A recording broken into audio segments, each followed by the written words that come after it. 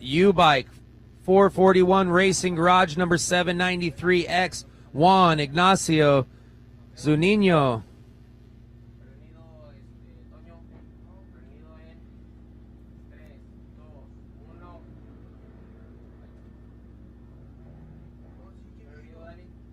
Our next rider up, sponsored by BNS Racing, Cabrera, Rancho Tacos, number 704X out of Ensenada, Juan Pablo Valenzuela.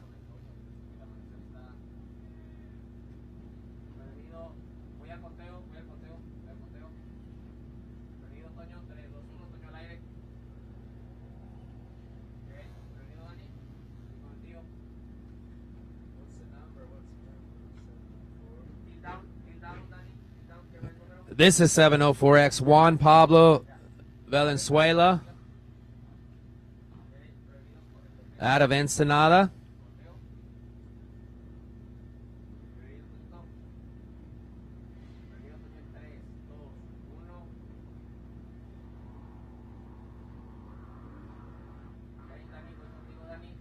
Our next rider up hails from Hurricane, Utah, riding that KTM, sponsored by Fast Company and Decal Works, number 775, Tanner Janeski.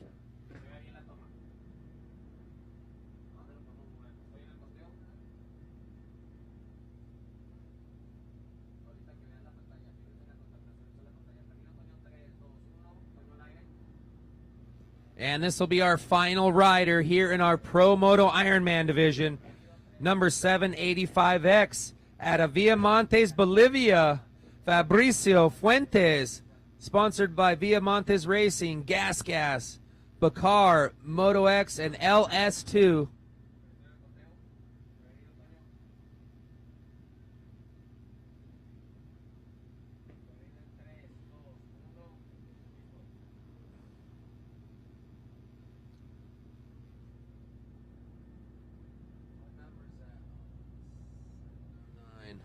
Our next rider is out of Welton, California, Elements Heating and Air, Troy Lee Design sponsored riders, number 709X, Christopher Gill.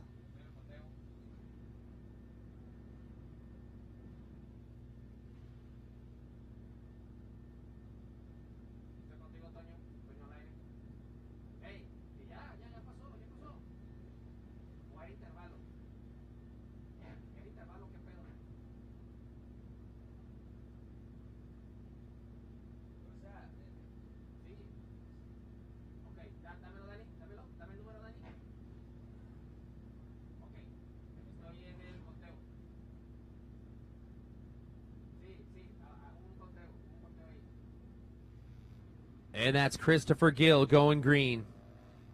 And our next rider up is last year's SCORE World Desert Champion in our Pro Moto Ironman division, number 700X out of Oak Hills, California, Brandon Wright. Sponsored by Eagle Roofing Products, Baja Bound Insurance, IMS, Liebelt, Flow Vision, Zip Tie, and the Desert Assassins. This is number 700X, Brandon Wright.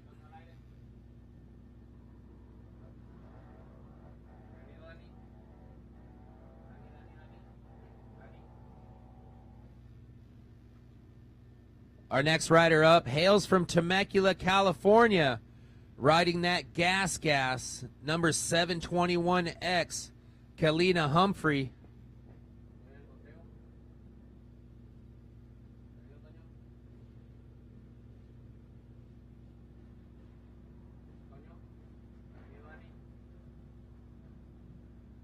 Our next rider up is on another Yamaha, riding for IMS Products, FMF, Dunlop, and Twin Air. He's from Grass Valley, California, number 718X, Kurt Stever.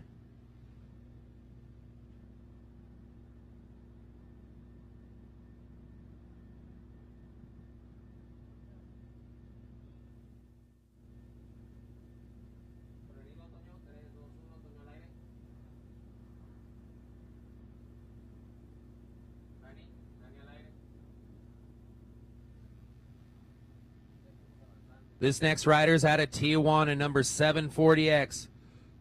Carlos Cadenas.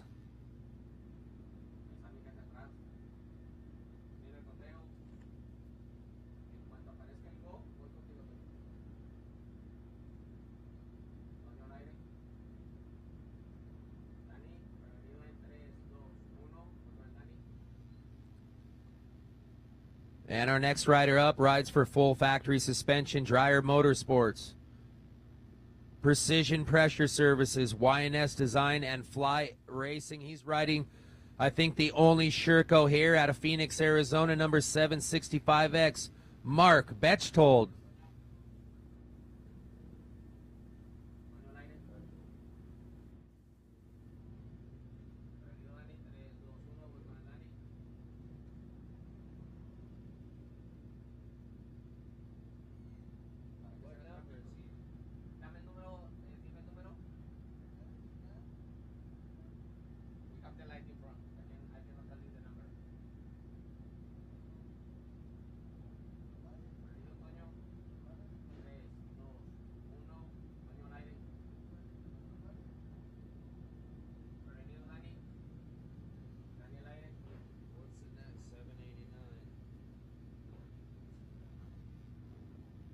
Our next rider up's out of San Luis, Arizona, number 789X, Christian Hueves.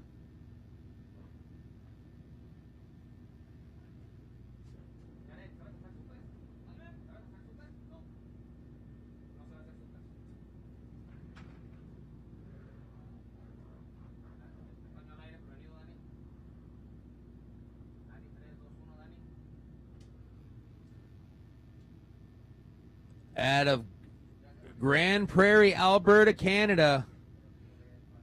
This is number 758X, Justin Cloutier.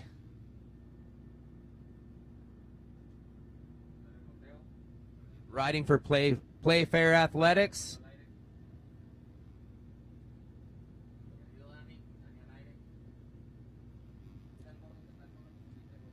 Up next is 757X, also out of Grand Prairie, Alberta.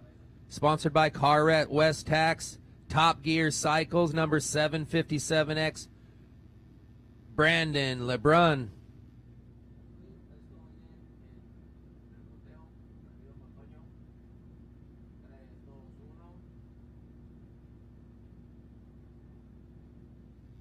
And our final rider up here in our Pro Moto Ironman division. Sponsored by Arizona Dirt Bike Training, KTM, IMS, Dunlop, Decal Works, and Funnel Web, and 100% Goggles out of Mesa, Arizona, 711X, Dustin Davis.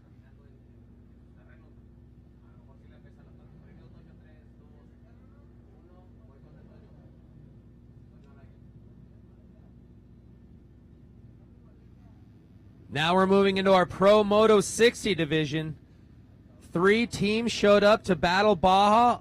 First to the line out of Kent, Washington, sponsored by Team Preserve, Yodi Motors. Rad Graphics, number 628X, Scott McIntosh.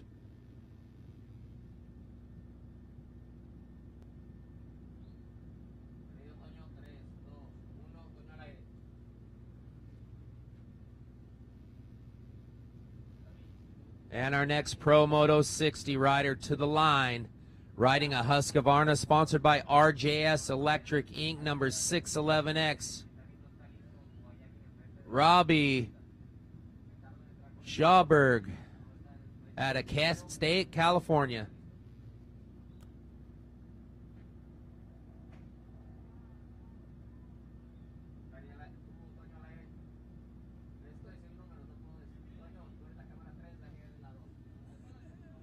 And our next rider up, sponsored by Pro Circuit, Troy Lee Designs, Amy Grips out of Longview, Texas, 644X, Kevin Ward. Rock of the O'Neill gear. Getting his focus on, just seconds away from having that green flag drop. It's go time.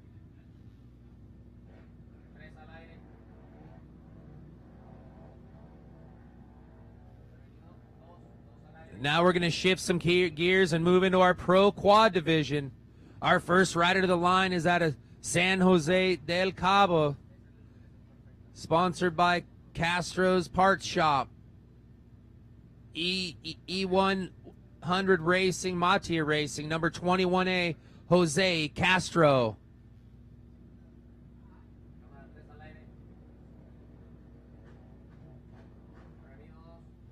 Next to the line is from Vizcaíno, Baja, California, sponsored by Golden Tire.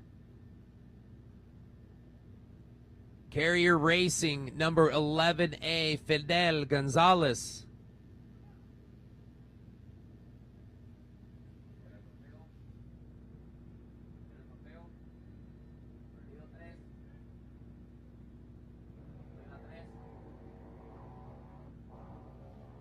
Our next rider up rides for On and Off Racing, Nichols Racing, JR Racing, FXR Racing, and Don Efra Motor Racing.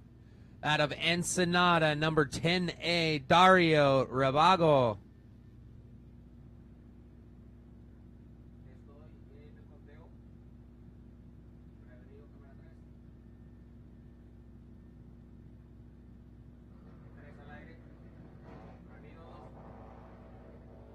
Our next rider up is also out of Ensenada, sponsored by Toma Motorsports, Ruiz Air, DST, Saguchi, 521, and Vape Ammonia, number 4A, Juan Gonzalez.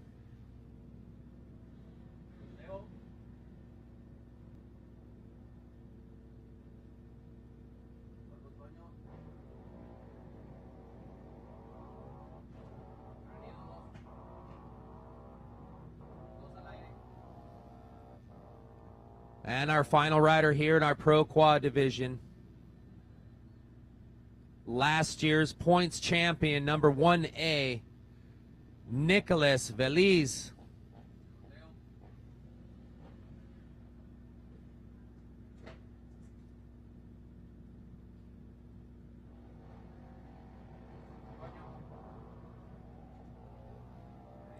Now to the Ironman, the Pro Quad Ironman division. First off the line, all the way from San Lorenzo, Puerto Rico.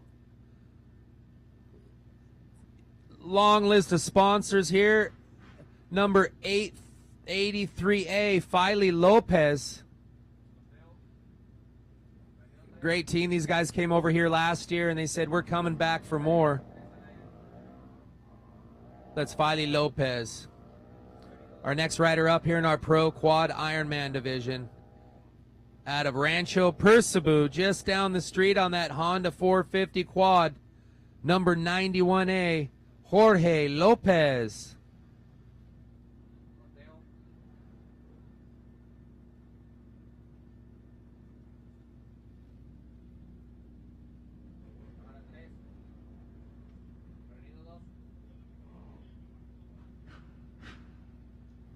Now we're going to move into our Sportsman Motor Division. First on the line on that KTM, sponsored by Brock Construction, JC General Engineering, out of Lodi, California, number 241X, Chio Tesaro.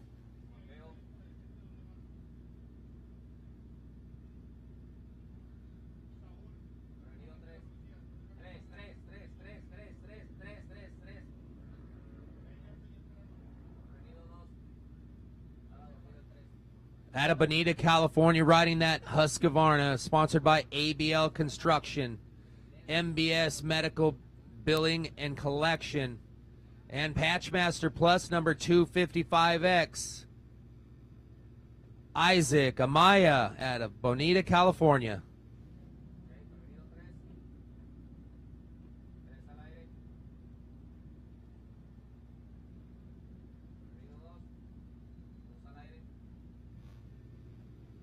Out of Mexicali, Baja California, riding the Kawasaki, sponsored by K9 Tire Shop.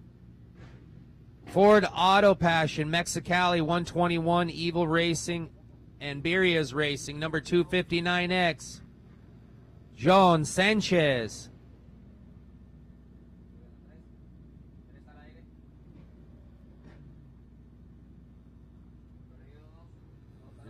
Johan is on course. Our next rider up, number 214X, Out of Midbury, Connecticut,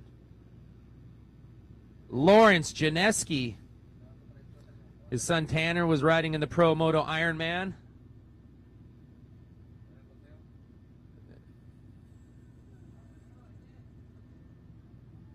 Sponsored by Contractor Nation and Basement Systems. That's Lawrence Janeski. Out of Tijuana, sponsored by 249 Media, SoCal Hose Solutions. And Exosol Energia Solar, number 249X, Armando Ortiz.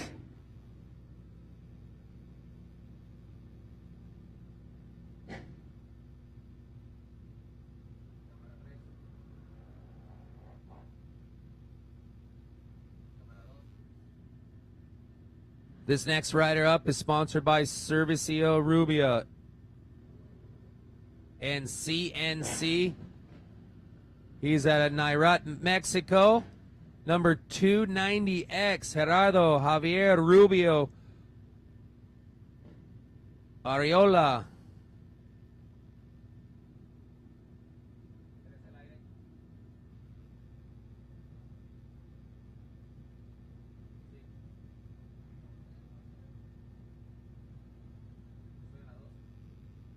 Our next rider up is out of Ensenada, sponsored by Wheeler Motorsports. Number 208X, Miguel Luna Dominguez.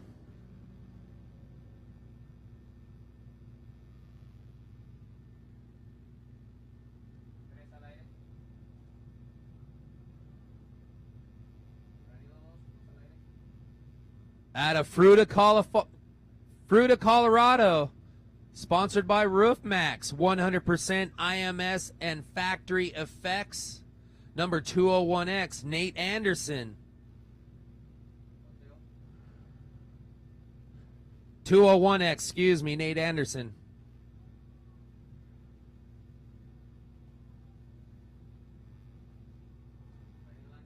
And this will be our final Sportsman Moto to leave the line. This next rider is out of Mexicali, number 229X, Joel Magallanes.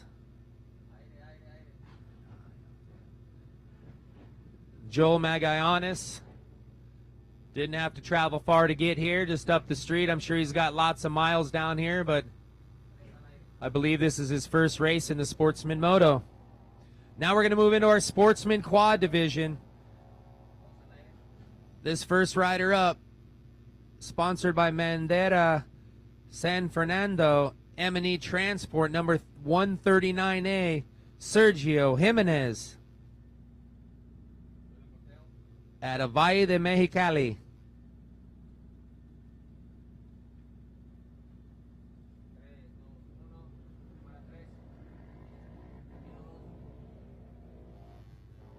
This next rider is out of Tecate. He rides for AXL Transport, AR Construcciones, Turkey Prep, HC Racing, ROTS, and M&N Transportes, number 105A, Francisco Valle, out of Tecate.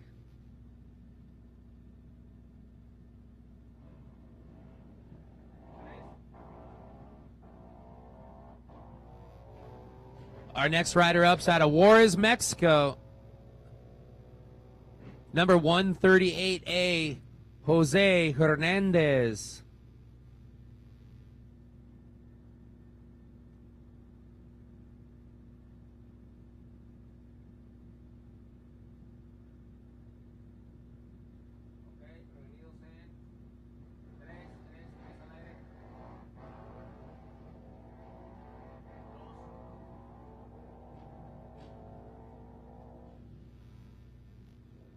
This next young lady, this is her first time as rider record. She is on the 123A. This is Ava Hernandez.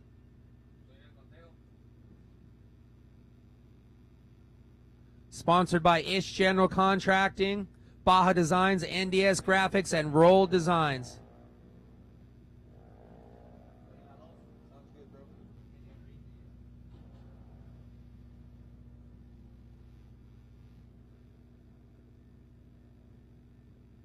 I don't have any information. These were late entries, but this is 187A.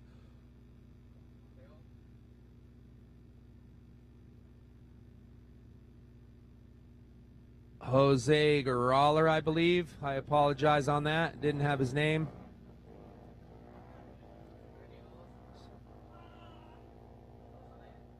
Our next rider up, 106A, David Huso.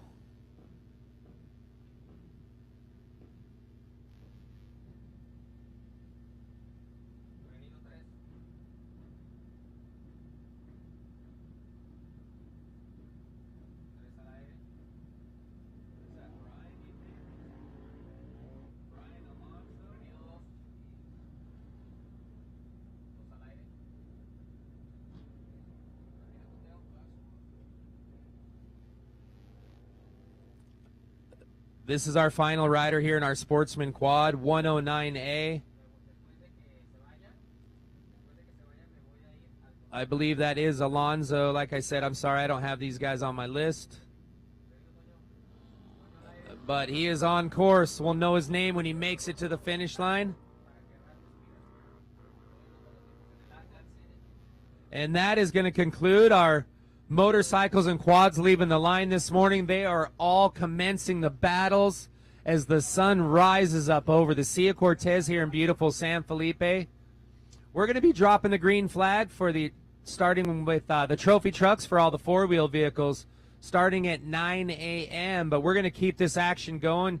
Stay tuned in because we're going to start getting some drone footage up there, some of our static shots, and try to capture as much of this coverage out on course as we can. And something new that we're implementing, Well, it looks like everybody's left the line, and I know we tried to talk a little bit about what was going out on the course, and they started the bikes. Well, let's go back, watch the map, hear a little bit from Cameron Steele. It's time for the San Felipe 250, and my name is Cameron Steele. I'll be bringing you some of the course preview today. We're going to start right downtown on the Malecon, or the main street right along the Sea of Cortez, and race out of town. There will be some controlled speed zones in this area, so remember, watch what you're doing and make sure you make good decisions and follow the rules. This is going to take you through the sand dunes and then out to some zigzags as we head out through the dump, and that's going to put us onto the traditional whoops underneath the Power Line Road. At about race mile 12, we're going to cross what's known as Zoo Road. From there, you're going to head north, and you're going to bank back out to the east towards Highway number 5.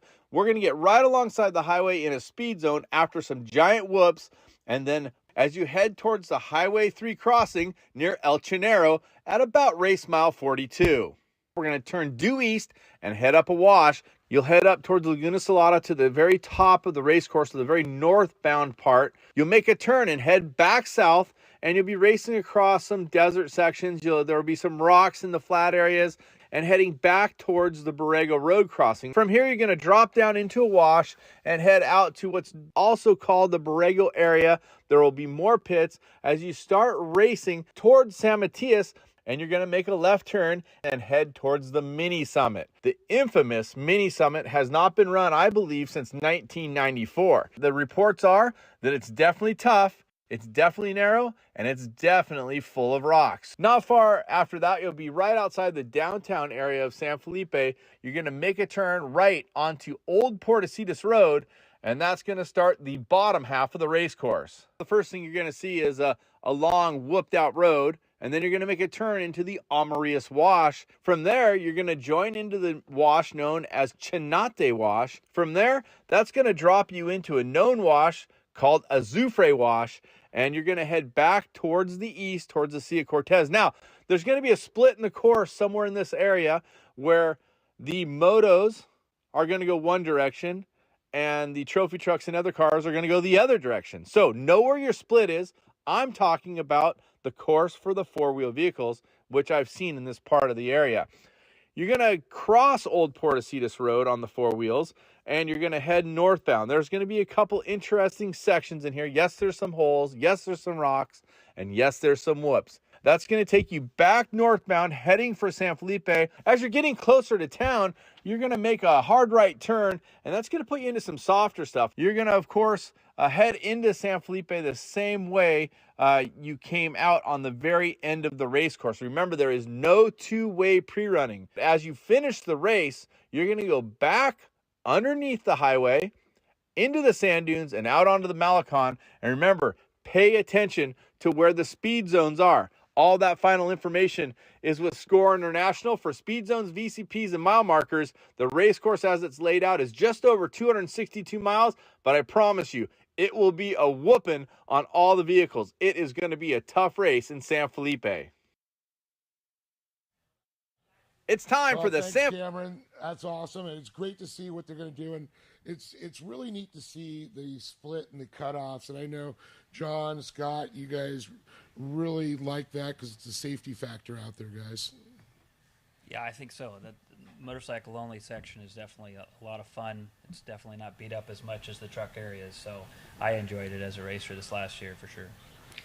John? No, actually, I think it's a great thing what Score's done here. A lot of innovation and a lot of creative course layout and design. You know, the whole idea is to keep the bike safe, keep them in front of the trophy trucks and cars, less overtaking. Yeah.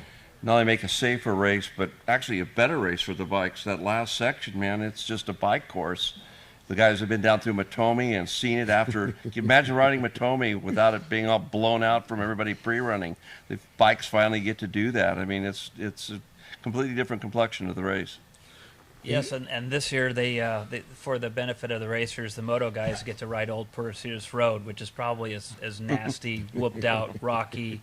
If you've ever seen stadium whoops, they're like stadium whoops, but they're made of rocks, and so it's an incredible challenge. So whatever riders got to take that section for their teams, they're going to have to get an extra beer or something after the race is over because they'll deserve it. I'm here with there's King been a few Shocks. changes on the course, and they talked about with the motorcycle split off, but the mini summit.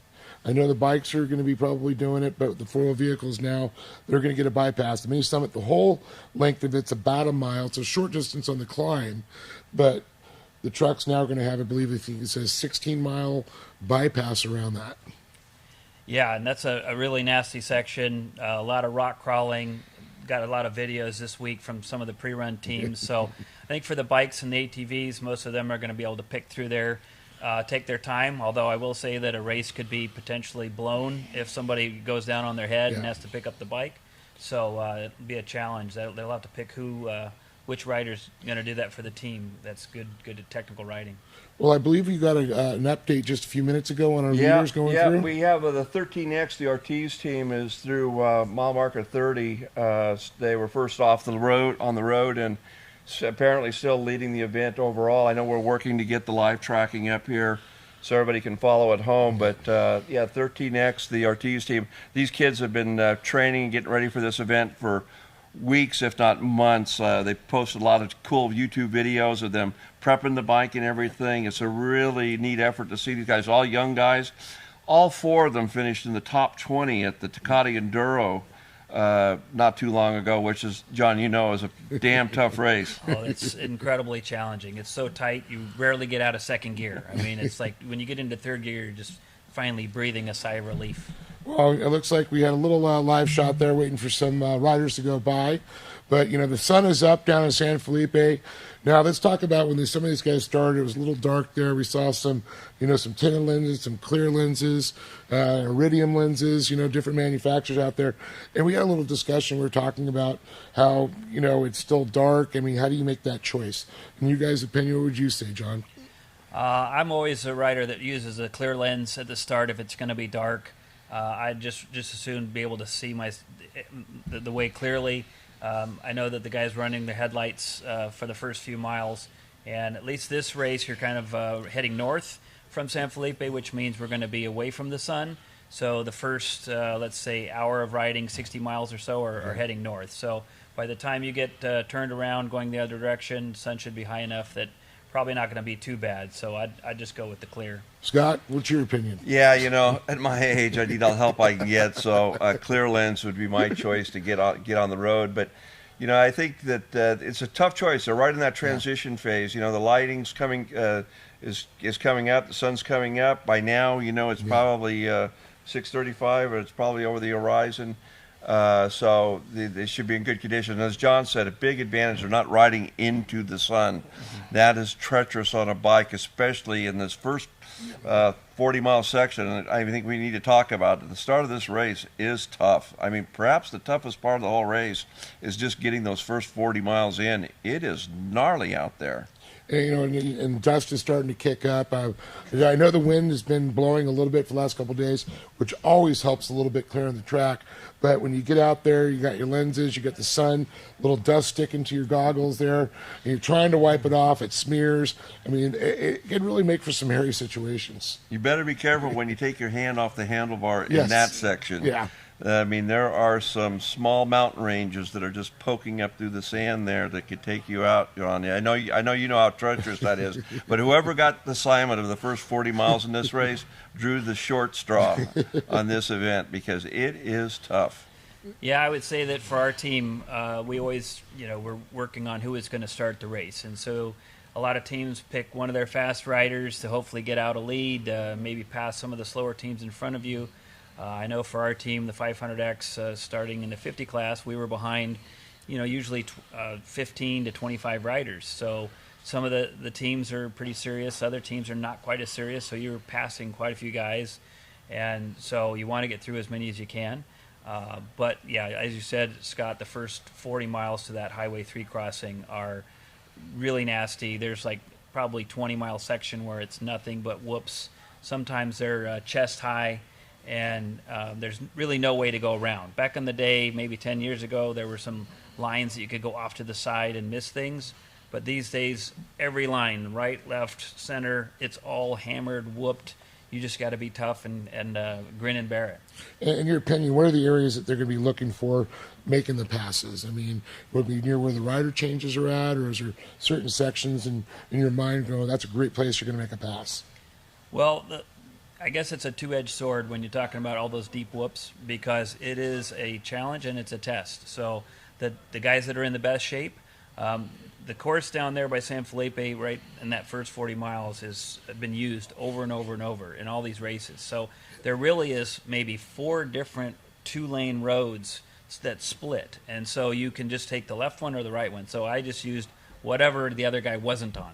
So if they were going down this way and dusting me out, I would go it. Even if it was rougher, no dust is safer, and I could see I had a shot. So there is good passing for sure in that first 40 miles. After that, they narrow down a little bit. And what about the spacing of these whoops here out there? I mean, is it, you talked about some areas like stadium whoops where you kind of dance on the back tire, pop it across. Some of these, they're different spacing. So it's like you get your rhythm and it kind of throws you off too.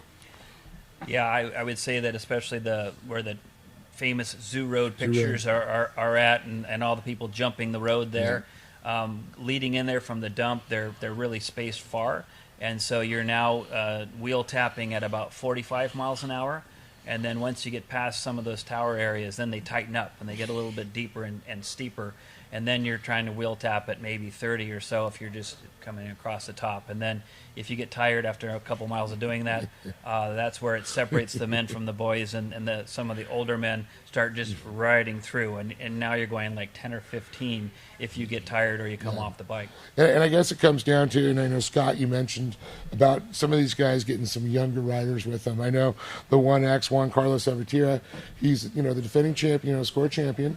Mm-hmm. He's got some young riders with him. Is that something, all right, we saw him pull over, let a young rider get on. Yep. Is that something you thought in your mind, all right, he's going to give him those sections there so he can go play with those whoops? Well, Chavo's a smart guy, and he's, getting to know him over the past couple of weeks. They're going to be very strategic about this. They're going to put their youngest, best, most safe, secure rider. Let's face it, this is where you could throw the whole race away. It's very easy to do it in this thing, the first 40 miles. And more so than any other score event, I think. This is where you could either have a great day or a not so great day.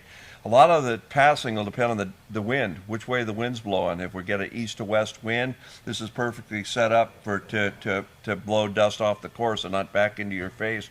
So I think these guys are probably going to have pretty good conditions to pass in.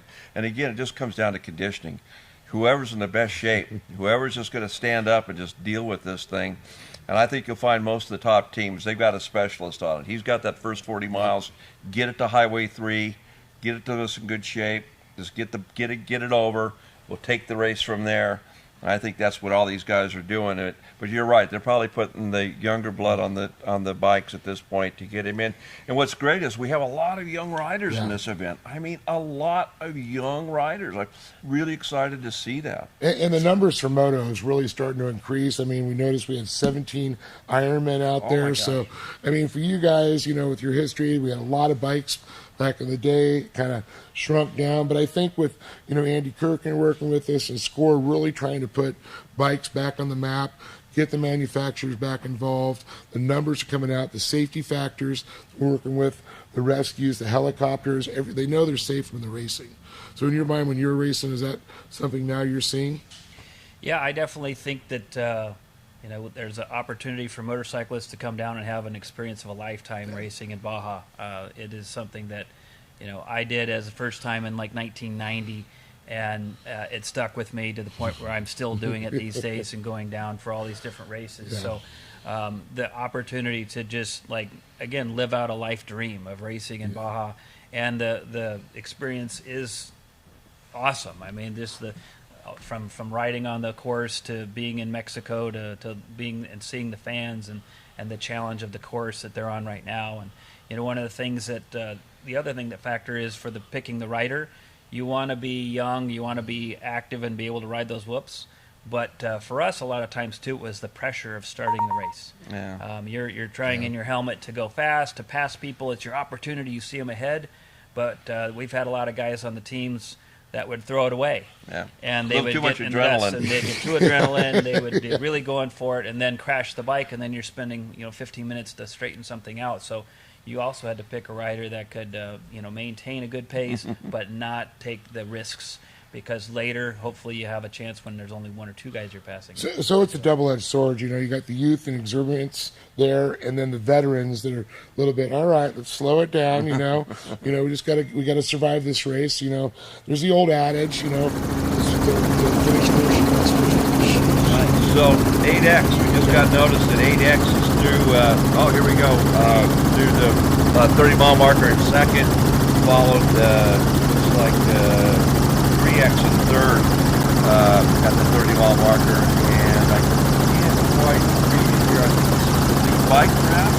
It might be Adrian Ortiz will try to get it to Honda. We know that for sure. Is that Arbauer?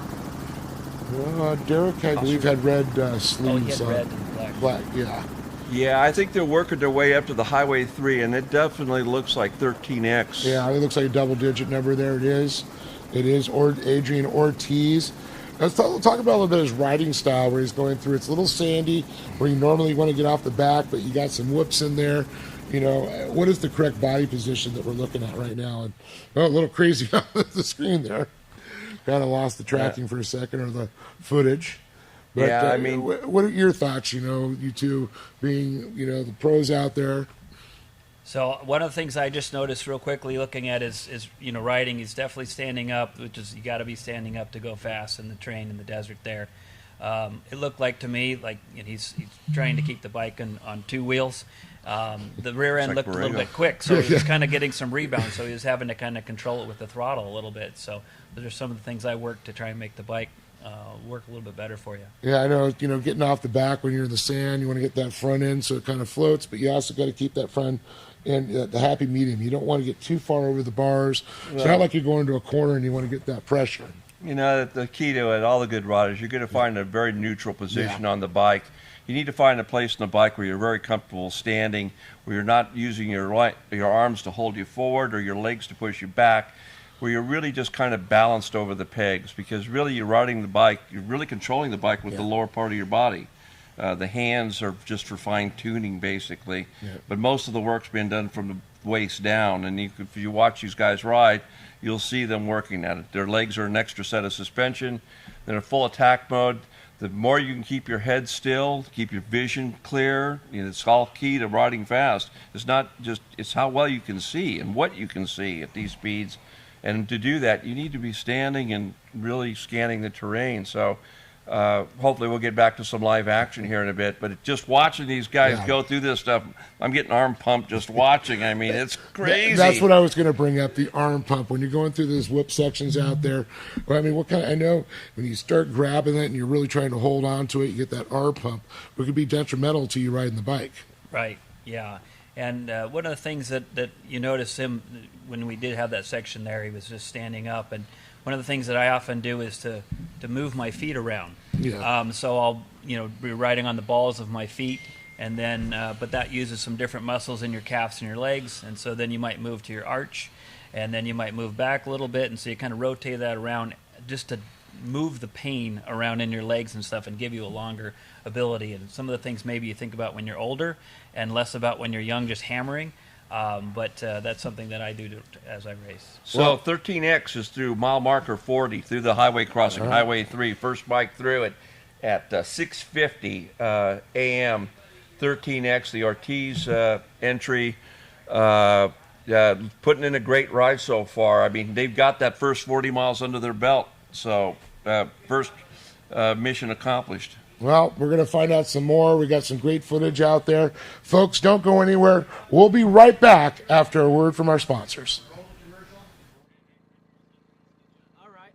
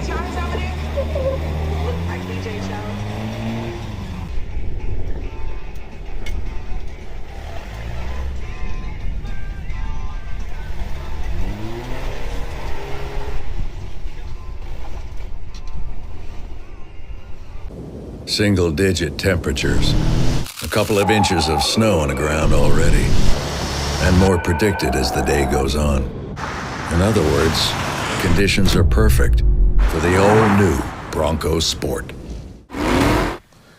Welcome back. Here we're watching the King Shock score, San Felipe 250, fueled by Baja Jerky. Well, there's a lot of things that go on out there in the course, and it's about tracking our guys.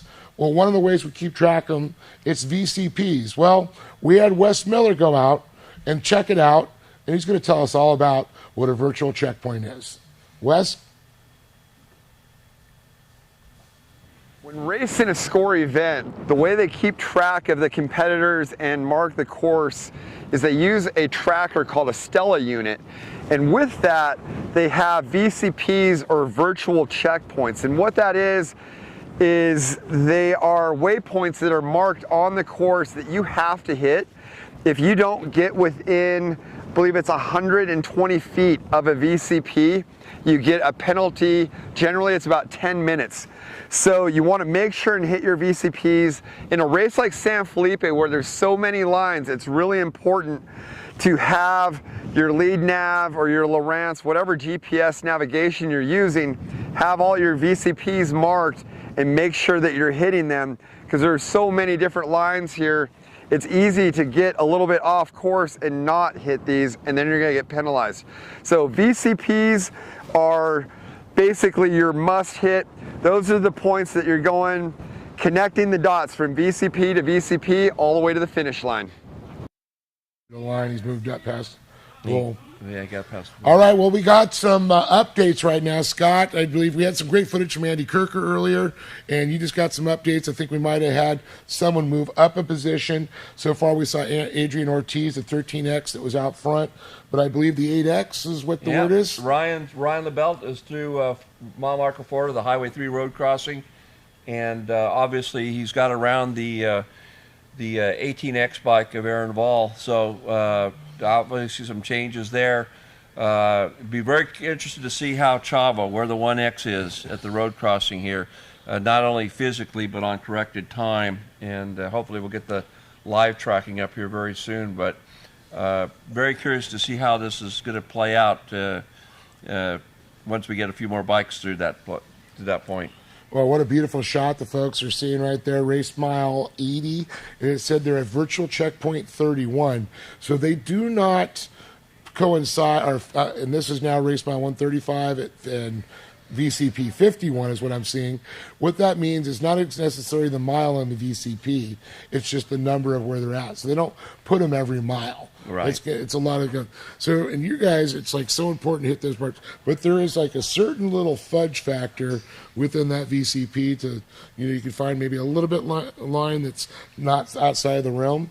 What are your thoughts on that, John? So that's right. You have to be within 120 feet of a VCP, which is that virtual checkpoint. And sometimes they'll have them using a letter. If they really want you to be, they'll be within 40 feet of the VCP. And so back in the day, they didn't mark them at all on the course other than what you saw on your little screen. Mm-hmm. And for the motorcycles, we have a tiny screen that's probably 3 inches by 5 inches. And so you'd pre-run and try and find those. And then a couple years ago, they added some stakes in the ground with a sign that said VCP, which was tremendously helpful, which sometimes they get knocked down, but at least you started the week with them there. You had an idea. Yes. Yeah. And so, but yeah, you lose a 10-minute penalty for every VCP that you miss by more than 120 feet. And unfortunately, I ended up losing a Baja 1000. We won by 18 minutes, but then lost the race with two VCP penalties. So by 2 minutes. And lost roughly. by like 90 seconds, after 30 hours of racing. So, yeah, you got to hit the VCPs. So we got another update, Dave. The 33X bike, just about a minute behind the 3X bike coming through RM40. That would be Justin Carnes. Yep. He's putting in a great ride. Definitely. He's moved up, and if he's just a minute off of 3X, I mean, he's doing quite well. So, or ahead of 33X, I should say. But they're coming up here pretty soon. The first deviation point's coming up for these guys after just a little bit past mile marker 50. This is where the first motorcycle deviation goes, and they'll be cutting back over and heading to Borrego here real quick. Well, let's talk a little bit about that. They are racing against the clock, not each other so much, but they did start in intervals. So on the pro classes, it was every 1 minute, I believe. Yeah. And then as we got back to the sportsman classes, it went to 30 seconds. So that's something to come into play also. So, for example, we saw the 33X of Justin Carnes. He's made up a little time there because he was about 6 minutes back from our leader. That's right. The races, so there's usually the physical lead, who's first on the course, and then there's who's ahead on the adjusted time. And so especially like later when we get to trophy trucks, there's some guys that will start 30 minutes behind, but they might be on a really tear of a pace and be leading the overall. And the motorcycles, the 1X started behind, so they're going to be several minutes behind, so they might be close to the overall lead, but not be physically there. So it'll be interesting to see when we get the vision. Hey, just interesting news here. The 300X team is through RM40 in front of the 1X team. No 1X yet, I have reporting yet. So that's Hano Montoya, I believe. If this is correct, the 1X team has had some sort of issue or something here. So he's through at 7:01. At 7:02, 15X, Eric Holt is through. The team out of Lincoln County, Nevada is through. The Norman Racing team. Interesting development. It'd be interesting to see if there's something going on with the 1X. And there's a great shot. We're looking right now at El Borrego, race mile 116. And that just gives the little people what you guys are going through out there. See how narrow that is? You can see the little ruts there. You see all those rocks. And one thing that always gets me is the shadows. early morning and late afternoon, shadows develop, they hide those rocks, they hide those ruts. That's right. As a rider, I was always trying to look at which line had the best sunlight. So sometimes you're just choosing which one you can see better on, and that becomes part of your strategy as well. And that's within your fudge factor if you're getting near a VCP and like, well, there's a little bit more sun over here. Do I just kind of chance it? Because you don't exactly have a tape measure, and they're not telling you how far off you are. Yeah, and most of the time, like in this the shot we're looking at right now, the course is pretty beat in. Yeah. So I'm not too worried about the VCPs when it's that defined. Yeah. And going through a canyon. But sometimes when it's on the open, like the first 40 miles, boy, there's race course everywhere, and it's very easy to get off on. You know, you're trying to pick a smooth line. Suddenly you end off a quarter of a quote official race course. It may come in and taper back to the line, but you might have just missed a VCP and cost yourself 10 minutes. Well, I know a lot of guys went out later in the afternoon the last 2 days, so the course is getting a little bit more torn up. I know some lines are starting to develop there, something like that, Scott. Well, you know, it's interesting. For 2 weeks leading days before the actual race takes place, it's almost changes completely again on you. You know, if you don't go out there and check things over one last time, there's going to be something you missed. I mean, it's definitely the last 2 days of pre-running, the course really starts to get into race condition. So it's interesting to see. I think the Borrego Road crossing for the bikes, while it says 116 there for the cars and trucks, it's only 62 miles or so into the race. So there should be there fairly soon, I would think. They'll be coming into that the next 15, 20 minutes at the most. So there's a good pace being set right now. Yeah, and typically the lead motorcycles are you want to be ready for them at roughly 60 miles an hour. So if it's race mile 60, we should be ready to see them in an hour. But knowing how rough the course is in the beginning of this course, they're probably going to be closer to 50, 52 miles an hour. So I would think that we're going to see them within probably 5 minutes at that spot. Yeah. I think you're right, John. I think they always surprise you just how quick they get there. And really curious, we still don't have, so 23X is through mile marker 4 to the Highway 3 road crossing the first time, 23X. The Derek Ossenbauer is through, which means Chavo, the 1X team, has obviously had some sort of issue out there. Here, we got Rive tracking up. There we go. We got Adrian Ortiz is actually just updated, and you're pretty much right on there. 49.9 miles an hour, like you said. You know, about 52, so he's within that realm. They're getting the deviation to right there, too. Yeah, that's right. You can see definitely there, and you can see a little bit farther back. There's a nice little gap going on. I see the 3X right now of Sarah Nara. It looks like he's sitting, around third place right now, and trying to see, is that the 8X of Ryan Liebelt? Yeah, Ryan Liebelt. It's second physically.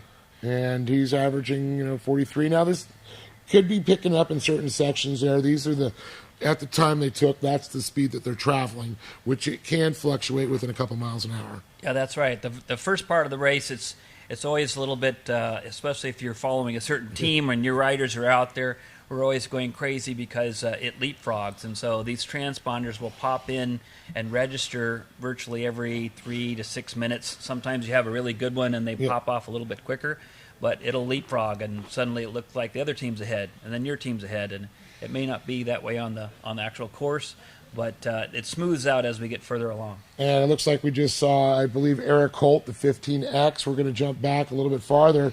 And you talked about Yana Montoya making some ground up there, one of our Pro 30 Moto guys.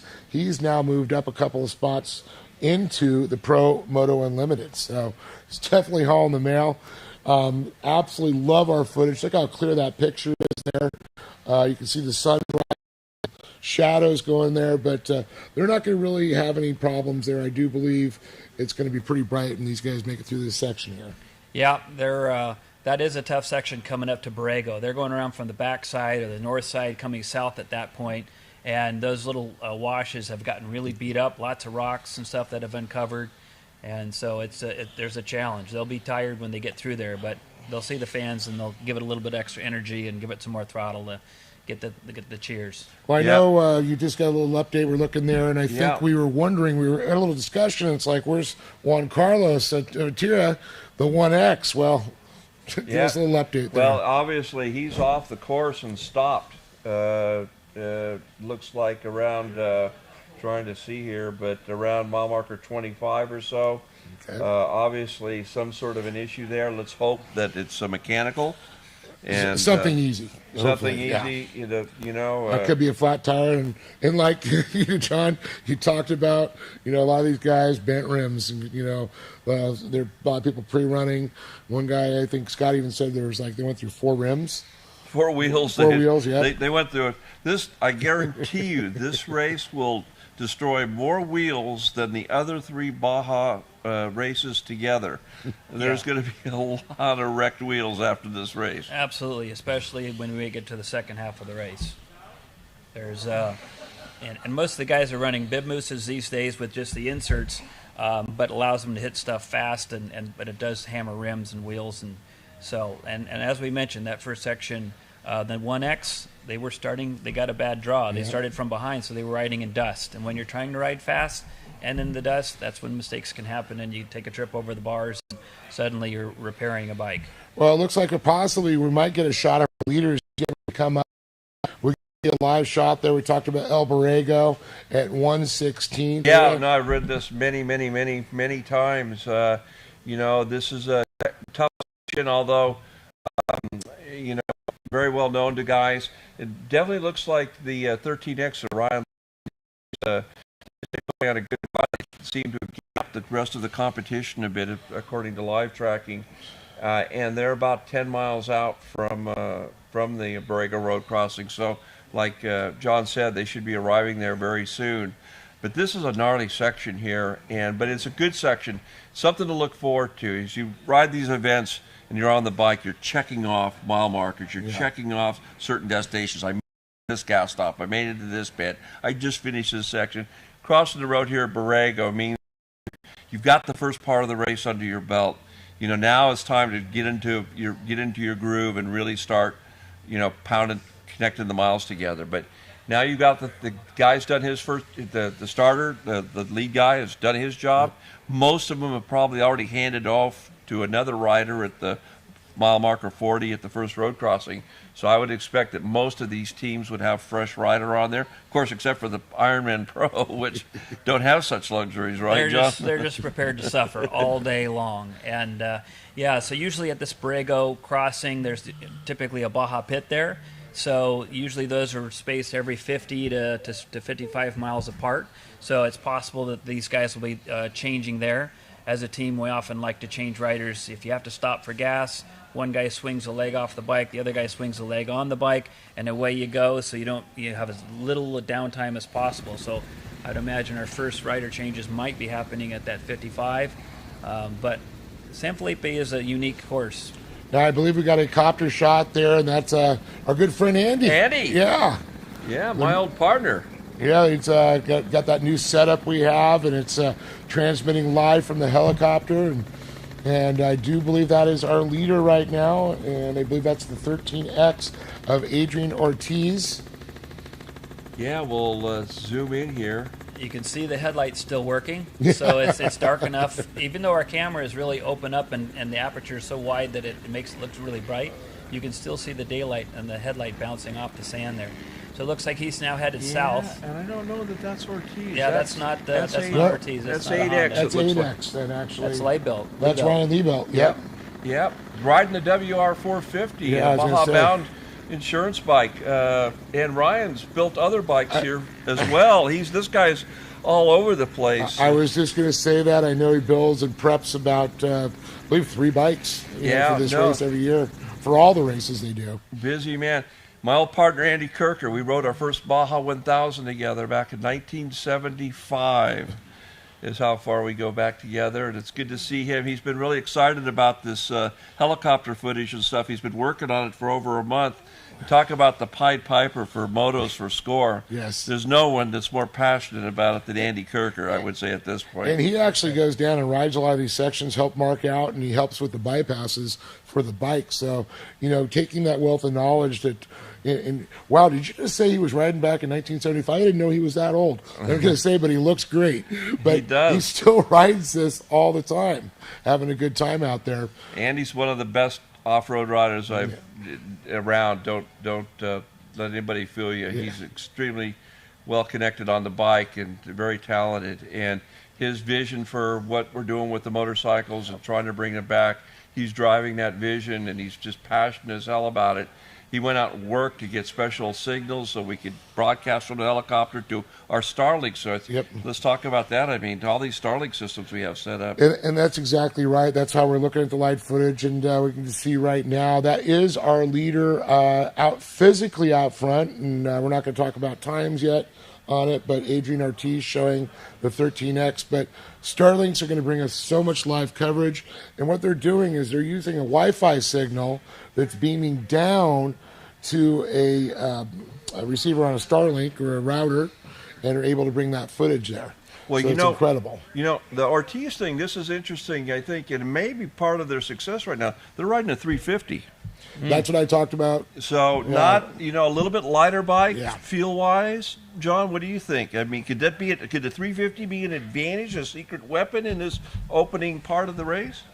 Well, I definitely think that they're using it to their advantage. I'll take the 450 versus the 350 in some of the cases, but it does have a lighter feel. I have one at home in the garage as well as a 450, and they're within a couple pounds, but they do feel lighter. And at this point, that the whoops that they were handling and having to deal with, it's not about power there. It's just about handling and trying to get through smoothly.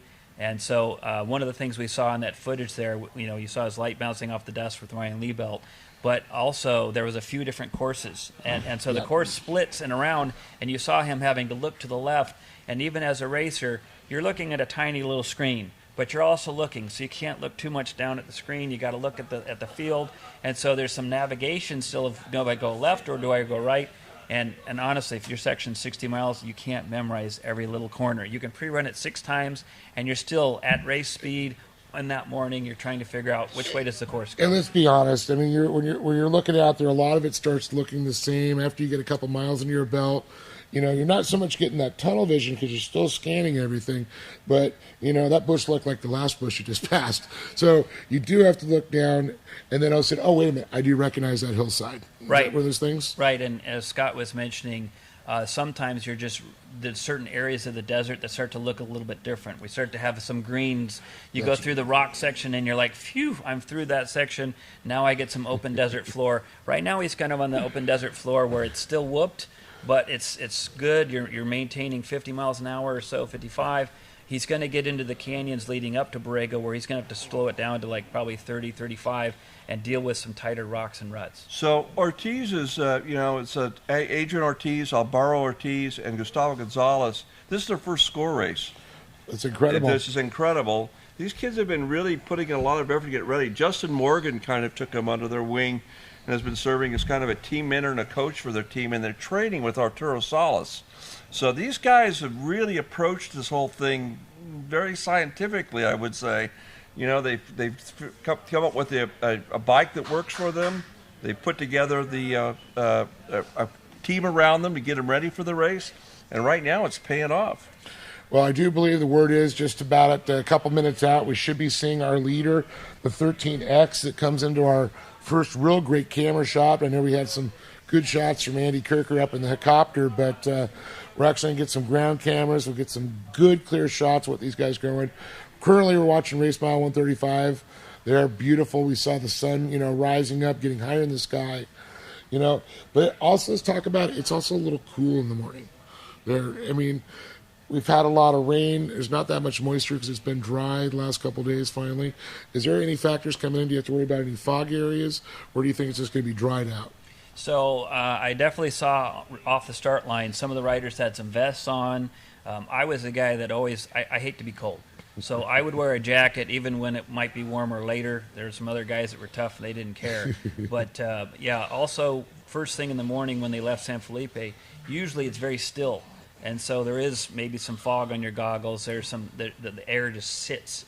Once the sun kind of comes out, most of the time we get a little bit of air movement, and maybe the dust is moving from one side to the other. So there's a little bit moisture down the coast. It's down by the ocean, and it gets up. And if it's a little moisture and you hit a little dust, that could be a little recipe for disaster too. Are they running tear-offs when they're running? So some of the guys will run tear-offs. I was always the guy, I still like to use my hand, so I just get my left hand and use it as a windshield wiper the whole time.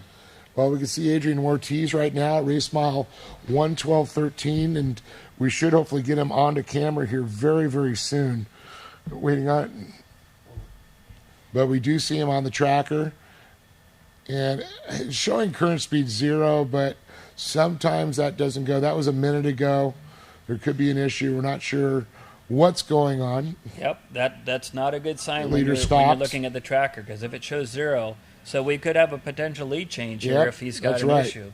So that's something to keep Yeah, an eye on. no. Wow. Whenever I see the tracker, you're always looking at the speed and then the last time captured. And sometimes if you see that 2 minutes later, they're still at the same spot, boy, that's not a good sign, as I learned at the Baja 1000. We're really going to have to keep an eye on that one for sure. No, I just put a message out to Andy to see if what's going on with 13X, to see if we can get a report here. We'll get, as soon as we know, we'll let everybody know what's going on. But geez, hope everything's okay. And speaking of Andy Kirker, there's a great shot there. That's the 8X Ryan Liebelt. Yeah, could be your new leader if Now I want to know what happened to Aaron Violi too. The 18X. It's he's been sliding back on the tractor also, but could be possibly Ryan's going to take the lead on this one. Yeah, he looks like that terrain looks like he's closing in on the Borrego Junction. He's still on the north side though. Yeah. I can just kind of recognize the course and the bushes and things like that. So notice the multiple lines coming together. Yep. So and the further you pan out, the more you see of race courses, because they've used a lot in that San Felipe area. And you can see definitely two lines of the trucks that have actually made some deep ruts there, and he's having to pick one that's, I guess, the less obtrusive. Right. And what you can't see is that every once in a while in that dirt in the trough is a hidden rock that's the same color as the dirt. and it could be a giant boulder. And what happened, I know, with all the rain, it's exposed a lot of that stuff. Oh, 3X it looks like here. Yep. The Sierra Norland. So I'm hearing 8X is about 1 mile down, and he's hunting our leader down with the leader being stopped. So Yeah. this could be a definite game changer here. Liebelt definitely on the gas there. That's Sierra and Sierra, Norland. yeah, It looks yep. like put in a great ride. Yeah, that's some great footage right there. So you see him doubling up the whoops, so he's taking like 2 at a time. So you got usually 2 options of either doubling or potentially hitting the whoop on purpose with the front tire, so it's kind of starts a skimming motion. So Yep.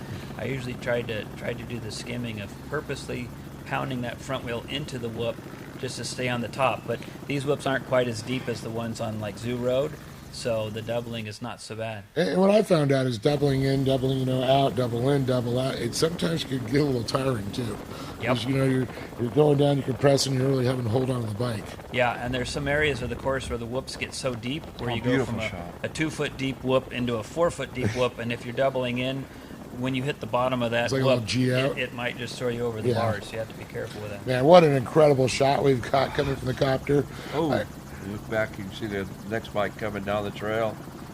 This is Baja. This is the beauty of Baja right here. Just this wide open spaces, and this is beautiful landscape to ride in and race on. And gosh, And there's a great shot of the bike coming through that desert there. You can see the headlight there, and I do believe that So that appears to be heading north, North, yep. and Yep, then Highway still- 5 is Yep. just to their so to the screen's road left. crossing coming so- up.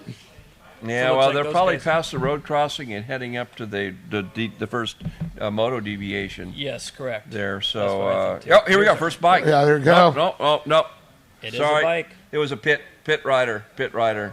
Yeah, it Let's wasn't. keep an eye on him, though. Yeah, it was some kind of Honda. I saw the red. Yeah, yeah. It was. It's a guy out there just Oh. riding around. It's not Is that not a racer there? not a racer. It's going the wrong way. We're gonna Oh yeah, you're It right. would be find coming out. towards Towards us. So here, Oh, wow. 8X is, well, We got someone in between the 8X there. There's Ryan Liebelt, the 8X. Yeah. And who's in between him and 13X? Which, yeah, the Ortiz bike. Oh, no, that's still, there is another bike there. Oh, 3X. 3X. Looks like we've got a great race. So that was Sierra Narin that we were watching earlier doing the doubling of the whoops and so forth. Oh, wow. So that 13X must... He's actually moved up into second place, unofficial right now. And he was back in 6th place. Yeah, I would definitely say he's leading overall at this point, unless one of the pro Ironman are putting in a great ride. That could be the case. What if a pro Ironman won this overall? I would go down to San Felipe and just give him some kudos, because anybody that could win this thing solo is well deserving of a appreciation. Well, in 1983, my brother-in-law Jack Johnson beat me and Larry Rossler. Riding solo, so I have had to endure that. Jack put in a hell of a ride that day on the XR 600 Honda. Larry and I were riding a factory Husqvarna, so it can be done. Yeah. Much different time in the sport and different course conditions in '82 than now. But right, back when you could ride some real good smooth lines off the edges, and people, had great lines all over the place. Exactly. And I got to say, though, just incredible, the technology changes that have come along since then. It's made it a little bit easier for these riders, too, in the Ironman class, I'm sure, with suspension. Well, whatever advantages in technology that have come along, the brutality of the courses and the technical nature with trophy trucks with 40-inch tires and 40 inches of travel and 1,000 horsepower have changed the landscape down there. Whatever technical advantage the new bikes have been given up. Kind of leveled out. It's kind of leveled out because this stuff is gnarly that they're racing on right now. And that's one of the things Absolutely big changes, gnarly. too, is now with the bikes getting their own earlier start times, they're not going to have to worry about the four-wheel vehicles so much. Or at least our leaders are not going to have to worry about them coming up on them. That was, and the bypasses up too. Right. That was always the case back in the day. I mean, every score event that I won overall on a bike, I beat the cars and trucks as well back then. Yeah. So it's a different world now. And talk about technology. For those trophy trucks, oh my gosh! 1,200 horsepower now. That's just insane. No, that NASCAR all-wheel motors, drive, all-wheel drives. Yep. That suspension technology. Those things are incredible. I can't wait to see them go off the line here in a bit. Well, it's not like riding a couch, on a bike like it is in a trophy truck. That's for sure. Yeah, they are definitely amazing. One of the things I point out to some friends is that the motorcycles, there were dramatic changes in the 70s, but once we got to about 1987 or 88, KX500 had the same 12 or 13 inches of travel. They had disc brakes on both ends. They had 60 horsepower, and that's equivalent with what there is today. So, coming in. The trucks have just changed dramatically, though. They've gone from 300 horsepower to 1,200, and just incredible technology. So the days of motorcycles winning the overall are probably over for most races unless there's some crazy summits. But then when it is really tough, they take it out. So and they make the bikes do it and the trucks go around. So the bikes are still pretty tough guys. I think we got somebody coming in here. Well, it looks like we've got a few things going on here. The 3X now, our new leader at race mile 116. Adrian Ortiz, has had an issue. And also Ryan Liebelt, not the bike's not moving at this time. It stopped, so that's something I'm going to keep an eye on, too, because he was doing so well. And you can see Sierra Narin right now at 45 miles an hour, so he's moving forward. And the incredible thing, guys, he's at 115 miles into this race already. Well, he's about 60, just around 62 miles because of the deviation. The bikes took the cutoff. Oh, the bikes took the cutoff, so they have a few less miles. They're coming at the junction here. They're going to be at about 60 some odd miles at Borrego. So and that's right. This is actually the miles we're using is for the four-wheel vehicles. Exactly on that one. Okay. Yeah, that's right. So for fans at home watching their tracker, when they get that up, or if you're looking at the app. By the way, if you're trying to get frustrated looking at the tracker on the internet, go to your phone and download the Score app, because the tracking on the Score app is working for the San Felipe 250. and that's a way for you to follow the race. And there's lots of cool stuff in there. You can watch the live stream. You can track the stuff. And you can watch old videos when you're done watching us today, so it's cool. We had that little track map up there just a moment ago and showing Lee Belt Stop there and Sarah Narin. Unfortunately, we've seen also issues with Juan Carlos Avatira's bike. We're not sure what happened, but, you know, like you guys say, man, it's a rough course, and we're going to be seeing a lot of wheel damage. Yeah. And I think that we're seeing a real tightening of the race, and we're going to have a whole bunch of classes that are now competitive. And Juan Montoya, he's riding the 300 class, but he is actually almost 50 years old. So I think he's just about like 48 or so, and we raced against him in the 40 class from my team, and he just thought there was more competition in the 30 class, so he was riding the 300 bike, but his team is competitive for the win. He's got some young guys there that really go fast, so it's going to be interesting to see how they pan out today. Yeah, that's the nice thing is you get guys in their 30s, and the guy can be in his 50s, no problem, and still ride the Pro Moto 30. You just got to be over 30 years old. Yeah, you pick your sections. Yes. You try to pick a section that maybe isn't all physical and brutal, but maybe some technical experience. Can I take the asphalt for the last 100 feet into the line? That's right. Yeah, we have Jim O'Neill on our team, Yeah. and he would pick a smooth section. Yeah, I saw Jim down there, and it's great to see him too. Well, still a great shot there at mile 116. Any minute we should see the first bike coming in here at Borrego. Now, what mile are we calling this for the bikes? I'm going to say it's like mile 62 or 62, okay. I got to look on the map here again. Yeah, it looks like Sarah Narin is the leader, the one that we were watching doubling those whoops. So we should be looking for him first, and then it appears the 33X is going to be after that. Yeah, right around 62, 63 miles, I would say. Now they're going to make up the extra mileage on the backside of the course. Correct. Go a little bit longer around. Yeah, no, they did not. Here we go. First bike into Borrego. And that should be Sarah Narin there. You talked about John, and let's see here. Serpentining his way. Let's see if they do a rider change here. Now, again, we don't even know who his teammates are because they aren't listed. Yeah, so Sarah Narin shows from Huntington Beach, California, up near me in Orange County. Surf City, baby. Yeah. So, again, you have to see, it's rough and rocky when the guys are like looking through, taking their time to get through it and not just blasting wide open. That's how you end up on your head. Talking like a little kicker off there as he comes through. So he's gone by, and the Baja pit would probably be right after our camera. So if they are going to change riders, that's probably where they'd do it.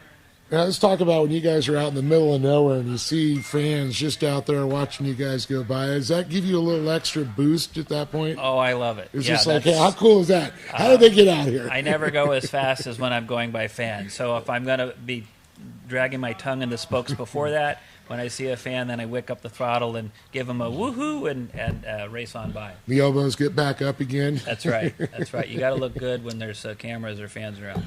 Yeah, it looks like Justin Carnes in the 33X is moving his way up right behind there. And there's a good little shot of one of our drones there at race mile 174. So there'll be a little bit there and just a little preview. It's amazing that how big this desert is, and you see tracks all over the place. I mean, this is a big playground. A lot of people come out here and ride. And I know some sections that we use for other races, not all of them. So they get a lot of use out there pre-running too. No, I mean, let's face it, it's Baja, and there's been a lot of racing down here over the years, different races, and then people down there play riding and just taking advantage of everything that Baja has to offer. Again, look at this event here. Look at all of the bikes that we have entered here today. Yeah, it's really great. This does my heart good to see the bike classes coming back stronger than ever at these events. I remember back in the day when we had 130, 140, 150 teams. Heck, the last Baja 500 I ever rode in 2007, there were 237 motorcycle entries, the most ever. I raced at one time with my son. Here we go. Second bike in. This should be the 33X. Yep, Justin Carnes. Justin Carnes coming in here. It's just great to see, the bikes coming back again. Looks like he's on Honda. Yep, we definitely have a Honda coming through. and there should be another team close behind them, not too far behind. So now we're looking at we got Sarah already went by. We got Justin Carnes now, and looks like we're going to have to find out who we got running third on the track. Sierra is riding with Tucker Hopkins on the Husqvarna. There's a Husqvarna out front. How about that? What if Husqvarna gets another overall win? That would be kind of neat to see. Do my heart good to see a Husqvarna win overall. But Justin Carnes is riding with Justin Kennemer and on a Honda, and so it's a Husqvarna-Honda battle. It's kind of like in the old days. Let's talk about that. Husqvarna, KTM, Gas, kind of under the same parent company. And I know they share a lot of technology and parts, but they've kind of separated them, and there's little nuances of difference there.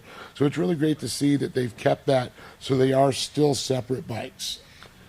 Yeah, I mean, Pure Mobility's done an amazing job with all lines. I worked for KTM for 20 years and ran their racing team and marketing for many years, and also for Husqvarna for about 12 years under 3 different owners. So I've got a lot of connection to both brands. I even did consulting for Gas for a year. So, they've really played to the strengths of the brands. Husqvarna is, though, the tradition. When you think of Baja, you think of Husqvarna.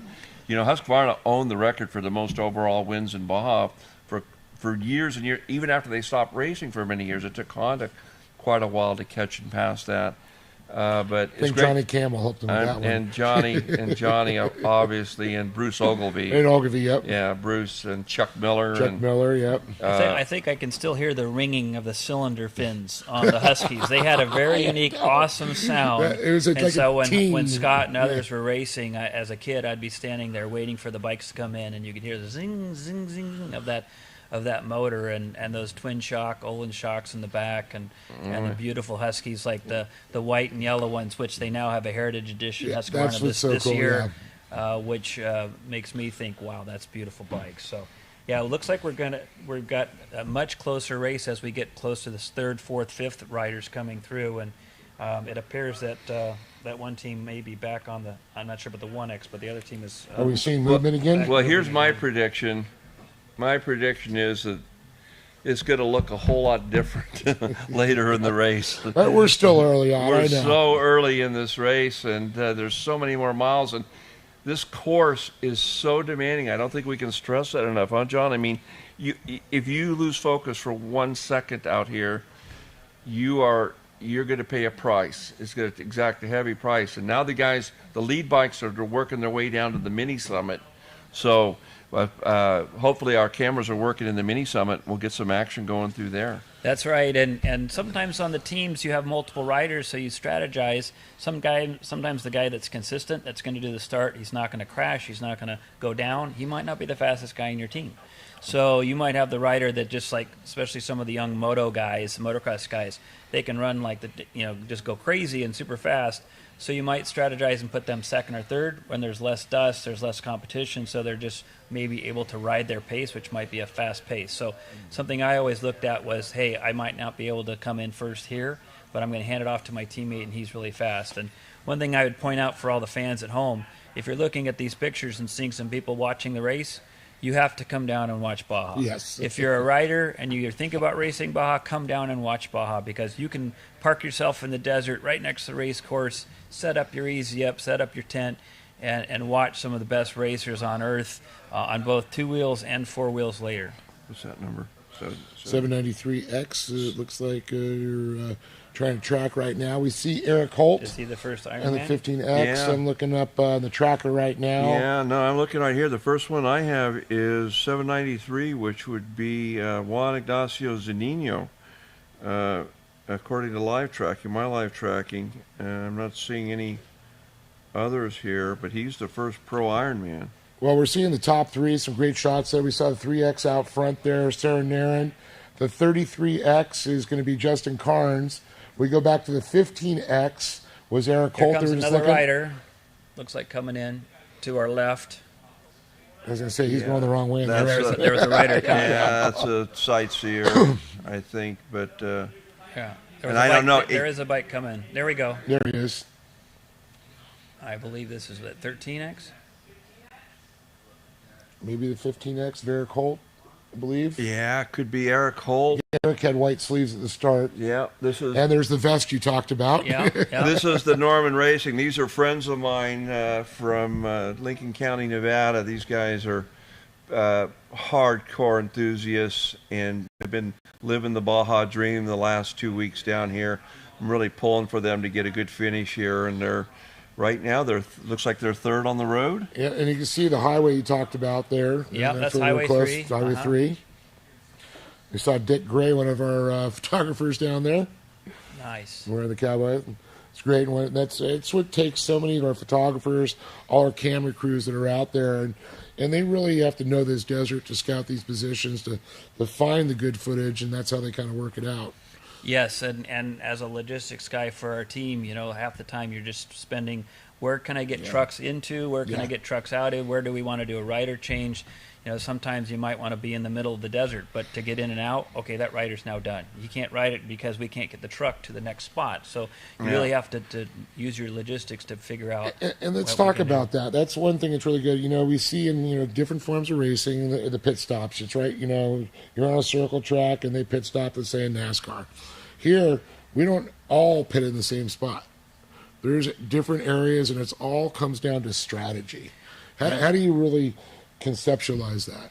So a lot of these teams riders today are going to be using Baja pits, and so if you pay them a certain amount of money, like for this race it might be, let's say $300 or $350, and they'll provide a pit every 55 miles. So you just pull into their pit, they will gas you. There's a dry brake on the top of your gas tank, which is a quick fill, so they just touch it, kind of like a NASCAR type cap. And away you go. Kind of the only comparison to NASCAR. Right. Yeah, and other teams will choose to do their own pits. Like sometimes the 1X, the Honda team or something, would have their own trucks, their own drivers, their own or pits use and stuff. use a hybrid version. Some of the guys will be pitting themselves at areas that they can get to on their own and relying on Baja pits for the more remote stuff, which is great, which is easy to do, and it's. What's neat about it is if you want to do Baja, you can come down and do it without much support around you. Absolutely. And have all of that stuff available. Well, I just saw they were showing, I believe, Capuano, Montoya. I see him in 300. I see Derek Ossenbauer. Yeah. Abrams is right behind him. He's going to be the first unlimited pro. Yeah. They're limited pro, 137X and 300X. Okay, here we go. There's another rider. Once again, El Borrego area. 23X is Derek. Derek Ossenbauer, yep. Yeah, no, putting in a good ride. And that's still the same rider from the start. I see the jersey and the vest. Yeah. And stuff. Well, so, they don't have a partner listed on the entry form for him. He might be soloing it. So we may be going solo. We don't know. It's just that he doesn't have a partner listed on the entry form. Going back to what you're saying, these pits and stuff and these long races, I've won and lost races like this in 11 seconds overall after 6 hours or 7 or 8 hours of racing. Wow. By 11 seconds. And I've been beat by 14 seconds after this. So you think about all the stuff that happens in the pits and where could I have gotten that back, and you'll find a million places that I could have gotten that 14 seconds back. But it does come down to that. And we had an amazingly close finish in the Pro Ironman at the 1,000 this year. Right. It came down to just a minute or less after all of that. Racing for 40 hours. 40 hours, I mean, or whatever. That's incredible. How do you, when you're the guy in second place and you start thinking, well, where did I lose that? You'll drive yourself crazy. Yeah. Thinking about, I could have made that up if I just would have. Yeah, or maybe I should have slept for a while, or maybe I did sleep for a while. I don't know what the right answer is there. Yeah, it looks like Eric Holk's officially up into third, or I should say unofficially. That's what our word is, and showing on our tracking right now. Yeah, really curious about the Pro Ironman right now to try to get an update there to see how those guys are doing, who's leading, where Janinski is, where Brandon Wright is, Ed Dakota. How about Fabricio Fuentes, too? Yeah, all those guys. Yeah. I mean, there's some really strong riders in this class. And let's talk about that. I mean, 16 entries in Pro Ironman. That class is really surging. I mean, I think they got one more. I think we're actually up to 17, I believe. 17? Possibly. Oh my I don't know. Let me double count. 1, Well, it's great to see these guys taking on the challenge, and 16, 17. Yeah, that's the pain and suffering class is what I call it, Suffering because class. those guys have to be gluttons. And it's surprising to me, but that the extreme sports these days is really what's taken off, and guys that want to challenge themselves to the nth degree come down here and ride this Ironman class. And boy, I have great respect for them, and also think they're a little crazy. Oh man, talk about So, a great shot of a limited bike. First limited bike in the 102X. It looks like Stephen Abrams. Yep. Again, with Hank Saylor and Chris Welch, the Cactus Warriors team is into Borrego. They're putting in a great ride. Yeah. They're out of your neck of the woods, I believe, up in Idaho, is it? Or Are they really? I think so. I'm not sure. And they started Meridian, Idaho. My yeah, gosh. I know. I remember reading that somewhere. Anything to get out of the snow for a while, I guess, huh? And they started about 10 minutes behind the first Unlimited Pro, so Wow. So they're it looks like they're not leading the overall by time, but they're doing pretty well. They're right in there. Here, another bike coming into Borrego. I'll try and get a number on Who's this this, one. Dave? Let's take a look That here. looks- 137X. That's another Eric Pro Ramirez. Limited. That's Eric Ramirez Jr. Yep, Jason Lopez, Brian Avalos, and Arnulfo Verdugo. And those guys are from San Felipe, so that's awesome to see the locals tearing it up in their own backyard. And I've been really excited to see all the teams from Mexico Oh, man. racing, the locals racing. Oh, yeah. And just having fun with it, enjoying the sport, and it's just fantastic. Yeah, I talked to The him. Mexican nationals are impressive as hell. I mean, these guys are as good as anybody else out there. 137. Let's see. That looked like 162 possibly. Let's take a That's look. Eric Ramirez Jr. Is it? Definitely a Honda. Honda. I think we saw Ramirez go by. That was in Okay. possibly Robert Rodriguez, I'm thinking. I think so. Yeah, 162. I know he's on a Honda. Yeah, I talked to a lot of guys out at Tecate and Sonata. A lot coming down from Mexicali, and they're like, "This is our backyard. We play in this all the time, and this is fun for us." Yeah, and the fans support them, and some of the stores and the restaurants and whatever that take care of them and help them to enter the race. So it's fantastic to see them being able to enjoy the sport. Yeah, it was pretty cool to see. They had one of the riders I was talking to. He had some local sponsors out of there, and he goes, "Hey, I even got McDonald's to sponsor me," and he says we get free meals now. So that's pretty cool. That's so fantastic. we fed our entire chase team McDonald's. That's what he told me. Yeah, Thought that was just great, and to see the smiles of these guys when they do get sponsors and helps like that, especially the local teams, because it's not cheap to do this. Let's just be honest. that's correct. It's it costs you about $3,000 to get going down here and do a race. So And that's the most economical way to get into it. True. yeah. So most of these teams have sponsors and people that help them out. So let's see who this rider is. Aaron Vol there, the 18X, that back up in the Pro Moto Unlimited. And you can see those are some of the rocks that are coming out of the earth. It looks like it's almost bedrock, some of the area that's been uncovered there. And Yeah. that's some of the stuff you're contending with. And sometimes you're not sure whether you should stay on the beat down course where the tracks are at, and then you go off to the side and see something like that and go, you know what, maybe I better get back on the race course. I 'cause should this was even reevaluate worse. this. That might not have been the best decision. Well, some great shots coming in from race mile 116, which would actually be around the little over 60 miles there for the bikes. But when it comes to the four-wheel vehicles, it will be a true race mile 116. So it's a beautiful day down at Baja from what I can see, blue skies. I was actually down there the last 2 days. I had to come back here to the studio in El Cajon to get to hang out with two legend guys, which is pretty cool. And I gotta say, it's quite an honor, John and Scott, to be part of this with you guys and to bring your wealth of knowledge for these bikes in. And you guys have been there, you've done that, you know what they're feeling. And that's one thing I want to go into now. You're into this now about a third of the race. Yep. what's going through their mind now with the, whether it's an Ironman or somebody just like, oh, I got a lot farther to go, versus the guy it's like, man, another 2 miles, I'm passing this bike off. That's a lot of what you're thinking is how far do you have to go, and so you have a section that you're designed to do, and so they're just thinking, okay, 20 more miles. They might be thinking, okay, I have this really rough section of 5 miles of rock, like the guys that are going to be doing the mini summit later. They're going to be going, it's coming up, it's coming up, it's coming up, and then once they accomplish it, then they'll be like, cool, now I can rest for a little bit. So looks like we got another team coming up to Borrego Junction. Is that the Orange Brigade? Looks like two bikes maybe coming in almost at the same time.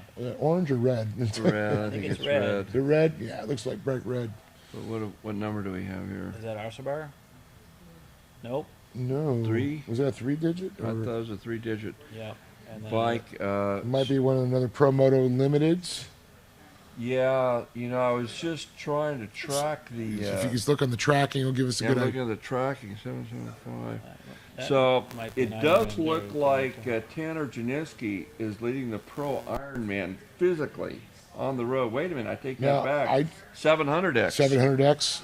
700X. Brandon, right. Brandon Wright, that is our defending class champion. Well, when they had the double zeros. And they're 1-2 on the road.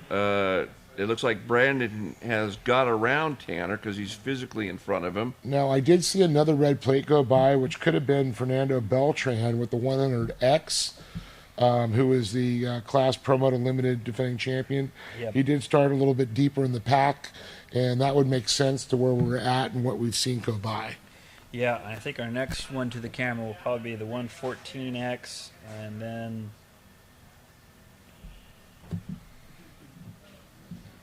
after 114X, looks like maybe our first Ironman. 799, and I don't have him on my list. Who do you have? That was actually one of the late entry. Well, actually, we could actually have more because that is a Ironman class. Yeah, it is an Ironman class. And I have a 789. Yeah. I don't have a 799. 793, it looks like 793X. It's showing us Juan Ignacio Zunino. And he had just 799. So he passed the court. He already passed this. That was him Zunino, that passed. Yeah. So he's leading the. G2 Borrego? Yep. Now, I'd like to see is one of our younger riders out there, Kalani Humphrey. He had the backpack on, the gentleman that just passed last time. Yeah. Kalani, he's a typical motocross kid, raced a lot of the Paula stuff, Troy Lee Design sponsored. And, Nice. And saw Scott Bell down here, Mike Bell's younger brother. Okay. And I was talking with him, and he goes, oh, this kid Kalani, you got to really keep an eye on him. So, when upcoming, we've actually transitioned him from motocross now to racing Baja. And I'm expecting to see big things from this young kid. It's great to see the new young blood coming in there. Right. Yeah. Hopefully we can keep it on two wheels. That's the one thing that Scott was saying about some of these kids that had mentors. If in off-road and Baja, if you can have a mentor, an older rider that's been there and done that, like Justin Morgan helping out that other team, that can really save them a lot of growing pains. Because down here, experience of there's so many different elements to the race that helps to take young riders that are fast and hopefully give them a little bit of wisdom so they don't crash themselves out or can take their energy and spread it across the day. Well, a little bit of information here. Juan Carlos broke down race mile 27, and it's a hard thing. I mean, I know he comes all the way from Bolivia. He does a lot of Rally Dakar stuff too, and it's just heartbreaking to come all the way from Bolivia and break down. I'm not saying he's out yet. Yeah. Because anything's possible. We've seen guys fix things that you didn't think was fixable in the middle of the desert. Yeah. But they'll make it happen if they can. It is a heartbreaker, and we've had some races that have had some issues, and you have to make that decision of, do you fix the bike? Can you get another bike in? Can you replace the parts? The riders down the road that are waiting for their bike are now waiting to go, do we move? Do we go out? So hopefully they're able to get the bike fixed, but if they want to be in it for the series points, the way Scorer does it is there's points for starting the race, and there's points for finishing the race, and then your position in the race. It all adds up. And they give you the most points for starting and then finishing.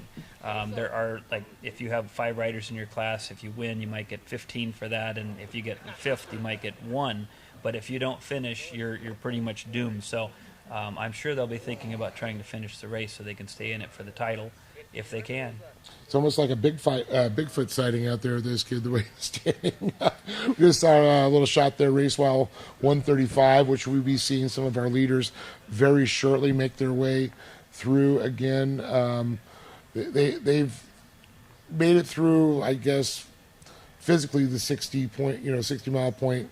This would be, what would you say when you say 135? Oh, yeah. For the bikes, that's a little bit less. Yeah, I would say you could take 50 off of that, so it's probably 75 miles or so, 40 off of that, which it looks like that northern loop after the moto deviation accounts for, so probably about 40 off of that. I'm looking here, 793, Juan Ignacio Zunino is leading the Ironman class with Brandon Wright and Tanner Janinski running up behind him. I mean, those are three heavy hitters there in that class, all putting it together here. And it'll be very interesting to see how that plays out over the course of the day. Again, Sierra Naran and the 3X team still out front. Justin Carnes in second, Eric Holt and his team in third, followed by Derek. The first limited, Stephen Abrams, running about fifth overall, having a good race with Eric Ramirez, it looks like. Man, there's just some great races shaping up here, but I'm really curious about that Ironman Pro class. Yeah. Those guys are going to go at it here. It's going to get serious before it's over. Well, especially the endurance part, because it's still early where they're all pretty fresh and they are probably feeling pretty good still. When you get to the mile 200 or something, it could be a totally different story, and guys could really change. And there's a whole different strategy when you're an Ironman versus having three other guys in your team. I talked to the guys and I said, so how do you approach this? Are you, what pace are you approaching it at? And most of them said, hey, I'm basically going on a big trail ride. I'm going to be riding at about 75, 80% of full capacity, maybe 85% at most. But my whole thing is just to manage the time and the distance and have a little bit of something reserved. Hey, the first ATV. Yeah, the 1A. Yeah, 1A. Nicholas Velez is into Borrego. And right behind him, we're going to see two Ironmen.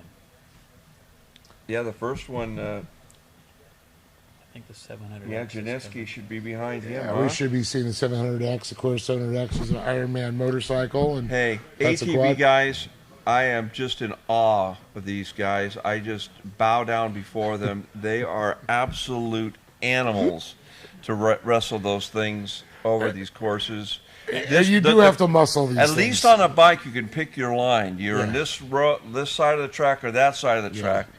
It's even though it's a four-wheel vehicle, the course is set up for four-wheel vehicles with much wider wheelbases. So you're always just a little bit off that There's line. nothing right for an ATV. And those guys are awesome, except for when they're in front of you, because they dust you out like nobody's business. Those tires are way bigger than dirt bikes. You think a dirt bike's dust is bad, and then you see an ATV. So this could be Janeski, we're thinking maybe. Oh, I think we got 700X maybe. Number one, or red plate. Couple of them. No, couple bikes here. That is a red plate.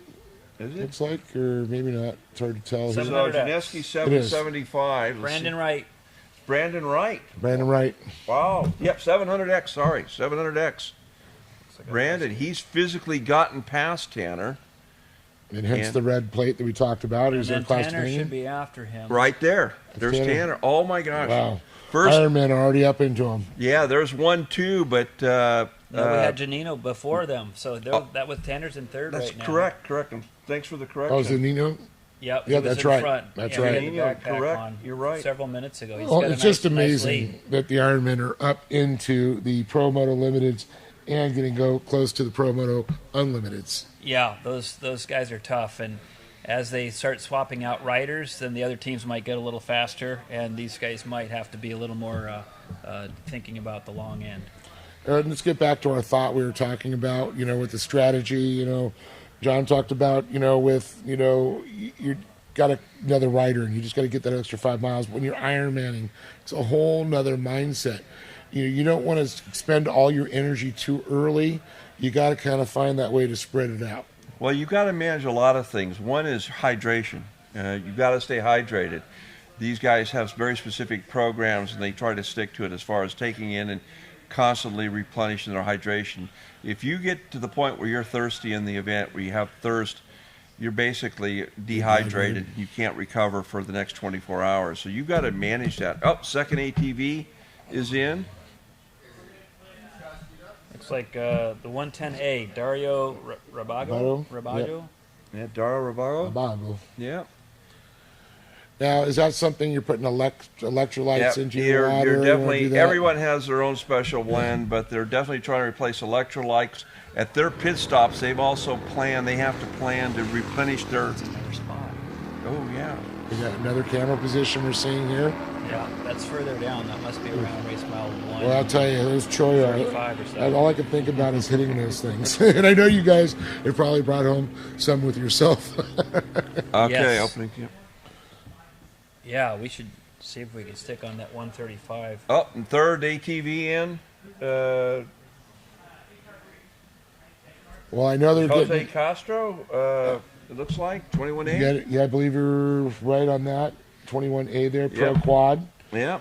Well, I do believe down at the Melicon, we're getting ready to get a little bit of opening ceremonies going on, Yeah. which is always a great time there. It's always a good festive environment. The Mexican national anthem, we got the American national anthem. There's a lot of love back and forth between what's going on. And, of course, 9 o'clock is when we're going to be sending off all those trucks, and it's going to be great to see them What going a off great first. trophy truck field, huh? Man, My God, talk all about the classes. all the classes. Talk about spec trucks. 45 spec trucks. 45 spec truck. It's just Wow. insane. It's really great to see where our sport is right now, all over. Off-road is strong. Hats off to Score for stepping up with these live stream broadcasts, helping to grow it. Thank you, Score, for covering the motos like we are today. You know, I know we're going to be getting into the cars and trucks here in a bit, but I know we'll be coming back to the bikes as the day goes on. Yeah, we still got a lot of bikes out there, Yeah. too, and we're going to bring as much coverage as we can. Yeah, And up just- to the finish. And an update for you guys. I believe that footage was Saren Naren that was going by on the white Husky 350 or whatever bike it was he's riding. I think it's a Husky. So he's at race mile, let's see here, 138, which I believe that Cam was at 135. Yeah, So he's still leading the race. Looks like he's got Could be him or Tucker Hopkins, his teammate. We're not sure who's on the bike, but Correct, it's either yeah. Sierra or Tucker. And It's boy, just the two of them, I believe. just the two of them. We're showing the three. Now, I'm wondering with 33X Awesome and Bauer, 7. now, was it Jason Alosi he used to ride with, I believe? Yeah, I'm not sure. And I But, don't know if Alosi, I didn't see him. I only saw Awesome Bauer, so I'm not sure. wow, okay. Well, we'll have to wait and see. But the Deus Ex Machina HAM Factory Services La Paglia Racing, good friends of mine from Temecula. Yeah, the Baglias, love them. Yeah, good people. Good people, very good people. AC8 and MG1 Motorsports team. Man, they're having a good day so far. Yeah, they're getting down close to Summit. the lake bed, which Mini is summit. this Oh. year happens to be kind of still a lake. They have Yes. to skirt around the outsides of it. Oh. So with So all the there's- rain we there's had in standing- Baja, still standing there's- water. Yeah, there's standing water on some of these All right. what used to be dry lake beds that are now lake beds again. So yeah, the course had to skirt around the edges, and so And that's something also, too, that a lot here's of our the, race mile 135 footage. a lot of the drivers and riders are talking about it. It looks like it's hard packed, and they hit it. It's just a hard crust from the water. Yes. And it turns into silt. If it looks brownish at all, don't go that way. Yeah. Go stay to where it's Because it thinner. happens all of a sudden, you just like literally drop. Yeah, I look for ruts and stay away. Yeah. That mud is greasy and it sticks to your bike and it rusts it out in a hurry. It's a little salt in there, I believe. That's over the years that it was all underwater, and when when it rains, it brings a lot of that back up. Right. So you get that white crust. Yeah, Yeah. And from our cam, you can see we're kind of up on the edge of the hills Yep. there, and just to the left there is kind of the valley, and the lake bed is kind of to the left there, and it's turned green. And so if you've been down in Baja, whatever, 5 years ago, that would have all looked brown.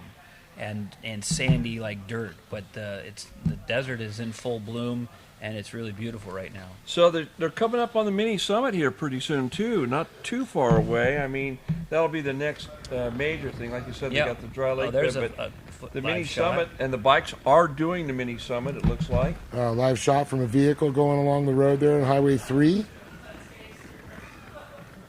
And that is absolutely incredible footage we That see. might be Hasselbauer with the red arms and the black vest. I think you might be right. Yeah, looks very familiar what he was wearing. Or is that a... Oh, just so hard to see there.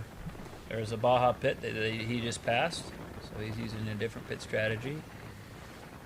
And that's something we talked about earlier. You know, they may use some of the Baja pits, and they may have some of their own setups. And that is the 72X, is it? Or 23X? 23X. 23X or the Wassenbauer. Yep, Yeah. that's him. No, good call, guys. Good Yeah, call. so that's the section that parallels Highway 3, and then he's going to get to a point and he's going to make a left-hand turn and then turn towards the lake bed. So hammered, deep whoops, a little bit more hard pack. So when your suspension's set up soft for sand, you kind of start to bottom out in some of the harder pack areas like that. You take your breaths and wherever you can, deep breathing to try and bring some oxygen to your muscles that are dying. And that's so important to remember to breathe. I mean, a lot of people that I know that they'll start holding their breaths when they get into some gnarlier sections, and that really robs you the oxygen molecules from your muscles. Yeah, if you're pumping up and things like that, one of the things that happens is people forget to breathe, or they don't breathe as deeply and stuff. So you have to remind yourself. It sounds silly to all the fans at home to think that you have to think of breathing, but sometimes that helps. Well, and you also have to control your breathing, breathe in through your nose, and you really try to regulate to keep your heart rate down. A lot of that is just learning to deal with that stress and how to control your body's. And that has a lot to do with dehydrating too. If you're breathing functions. through your mouth, you lose a lot of the moisture. When we were that doing way. Dakar and doing all of our testing and training in Dakar, we learned so much about hydration and just how important it is as far as your mental function. If you start getting a shitty attitude, if you start getting tired, fatigued, if you're not enjoying it, it's usually because you're dehydrated. I mean, your body's mostly water, and if it's the oil that lubricates our body, especially our brain, to make it work. Ooh, it's a good shot there. Yeah, that looked like But Tanner possibly. hydration is so critical to good thinking, having a good attitude, being able to physically perform at this level. And I was just saying before, at the pit stops for the Pro Ironman, they'll be swapping out their backpack as well and putting new backpacks. They're replenishing their drink systems, just like they're putting fuel in their bikes. They'll be putting fuel back in those in their backpacks to make sure that they've got plenty of hydration with them at all times. Some will even plan to take on a little bit of food, some protein, But I was just going something ask. just to everyone has their own special program. A banana, bananas, potassium in there. Yep. maybe some salt tablets. Who knows what they're doing? Some but, Baja jerky. yeah, the Baja jerky would be good. Anything just to to have a little bit more energy to deal with. And you don't want the spicy Baja jerky while you're riding. Right. Well, it's all of that. Well, you got to stuff be is tough good, if you're I going to do that. There are some guys that have some bulletproof stomachs. Yeah, so, that's right. Whatever it takes. I just say as long as you can stay healthy and not crash or get sick. And that's so important, the hydration and keeping your body fueled. And that's one thing. It's part of your mental altitude, too. If you get a little hungry, your brain can fade. You get hydrated, your brain can fade. So there's, talk about all the different things you got to think about. Pits and, hydration and staying alert and where you're going to switch riders or where you're going to put, be a little bit easier. There's a lot to get involved. Just about to that mini summit, so I'm not sure if we got a... Yeah, so hopefully we've got a cam for the mini summit potentially. That's going to be a real challenge. That's the enduro cross section that we had talked about. Seven's another so Pro 3X is just Ironman about looked there. like just came Let's through. call that one a hard enduro one, too. Yeah, right. And honestly, there's some sections that they may have to get off the bike to wheel through rocks and stuff. So a lot of guys spent some time out there trying to scope out their line and what they think was the smoothest way to get through it. Sometimes it might be a longer line to go around a hill. Oh, here we go. Another bike. Yeah.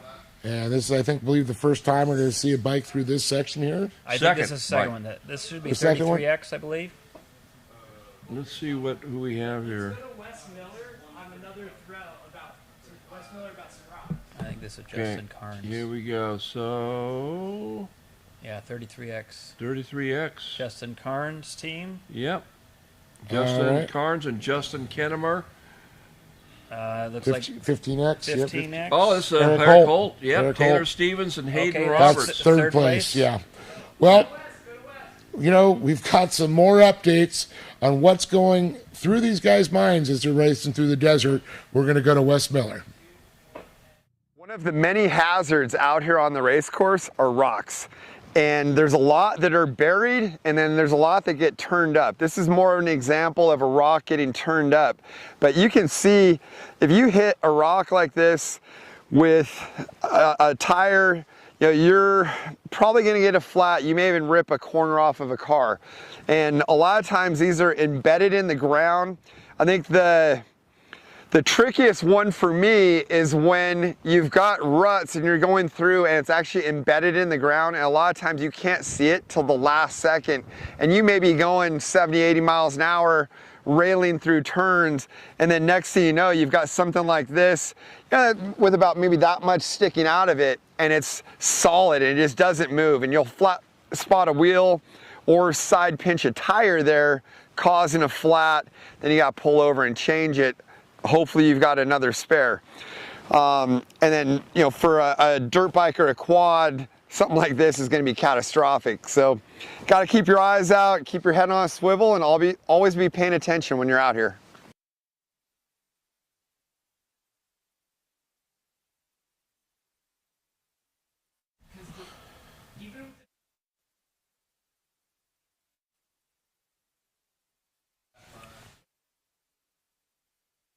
Live on the course here, race mile 116 once again, El Borrego. And we got a couple bikes coming through. We got a little battle is going to be starting to ensue. And we're going to see who this is. So we get a read on their plate, and we're trying to look at the tractor here also. There's Osterbeyer going through race mile 135. Osterbeyer, yeah. Yeah, that's actually probably about like race mile 9 or 80 something for the bikes, but could not get a number read on that. I don't know if you can see the tracking on there. And we'll actually try and confirm that. Well, I know we got opening ceremonies here not far off at 8:15. It's going to be starting there once again. All our four-wheel vehicles will be going off the line at 9 a.m. We're going to be we're going to be showing some of the opening ceremonies. We're going to show some of the vehicles going off, but we're also going to keep Scott and John here talking about the bikes, what's going on for a while, until we get some of the trucks going off, and we'll get little updates if you guys want to hopefully hang out for a while and see how this all unfolds through the day. Sounds great. So, folks, don't go anywhere. We'll be right back as we're live on the King Shock San Felipe 250, fueled by Baja Vida.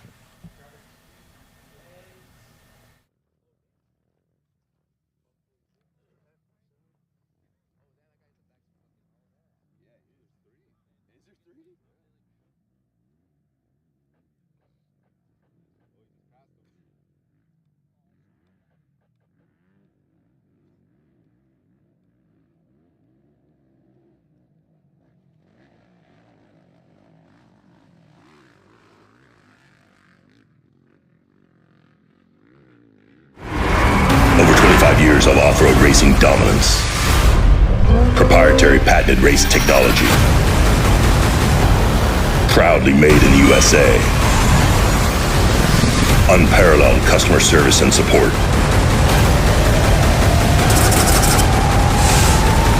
The choice of champions.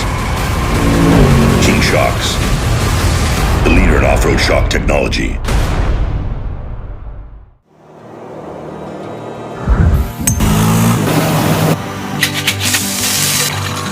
Welcome.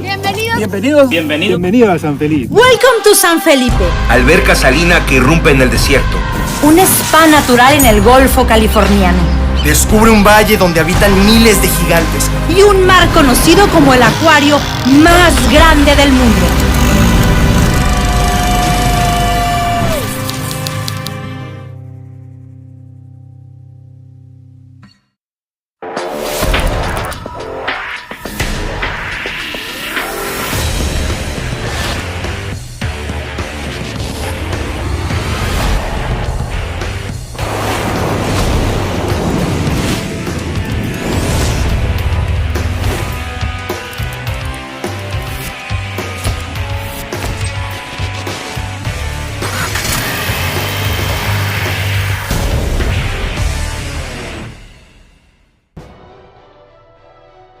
¿Nos vamos a quedar otro año viendo series? Haz tu vida off-road.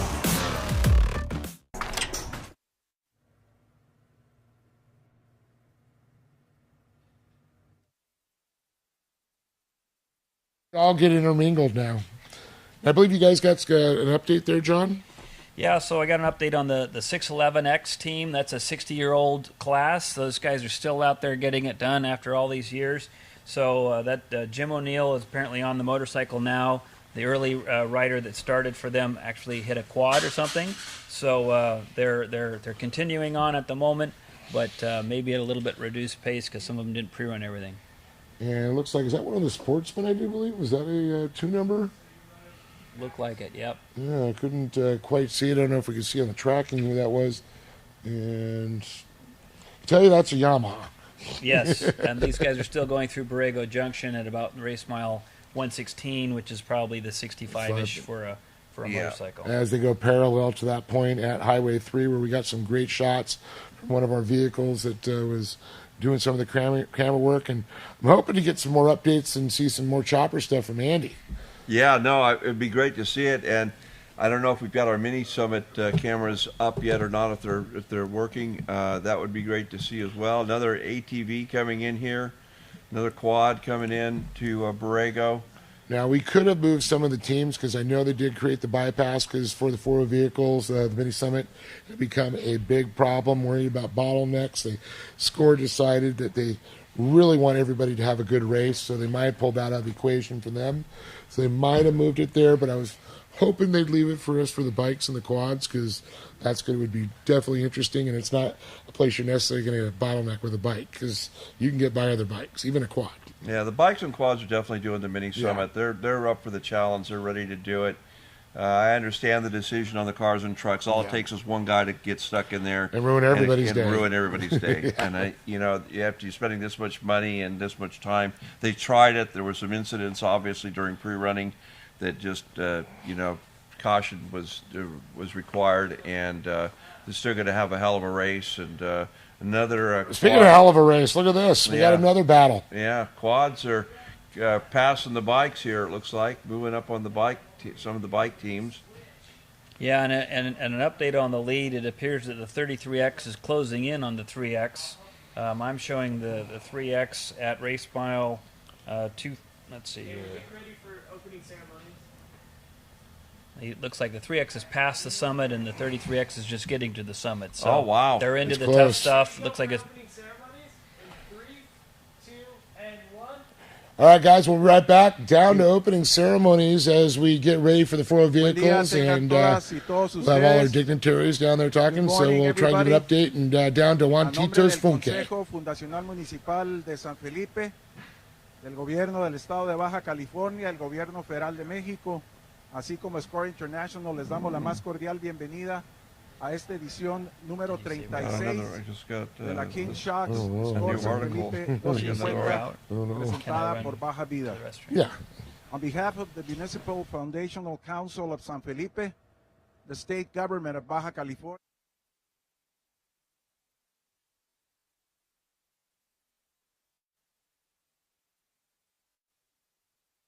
Score San Felipe 250, presented by Baja Vida. Ahora, a continuación, procederemos a rendir honores a nuestro lábaro patrio.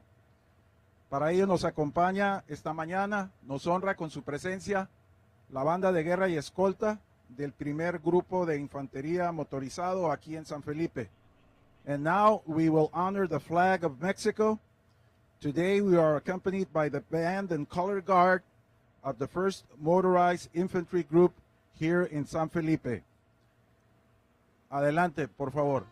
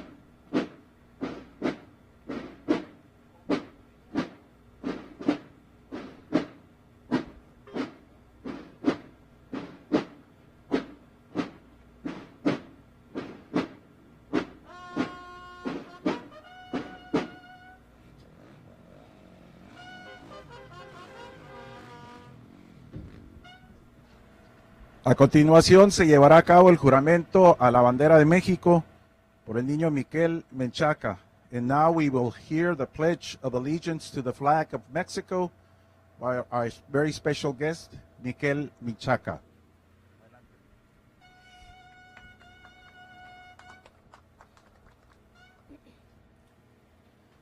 Posición para el juramento a la bandera. Ya. Bandera de México, legado de nuestros héroes, símbolo de la unidad de nuestros padres y nuestros hermanos. Te prometemos ser siempre fieles a los principios de libertad y de justicia, que hacen de nuestra patria la nación independiente, humana y generosa a la que entregamos nuestra existencia.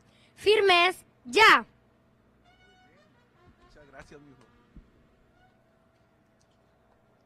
A continuación, escuchemos el himno nacional mexicano en la voz del maestro Jorge Miranda. And now we will hear the Mexican national anthem as sung by Mr. Jorge Miranda, a teacher here of San Felipe.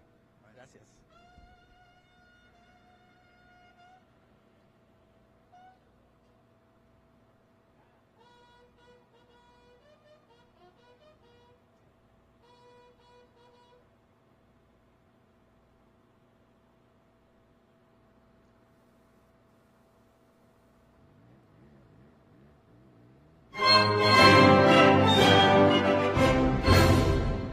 Mexicanos al grito de guerra, el acero aprestad y el bridón, y retiembla en sus centros la tierra al sonoro rugir del cañón.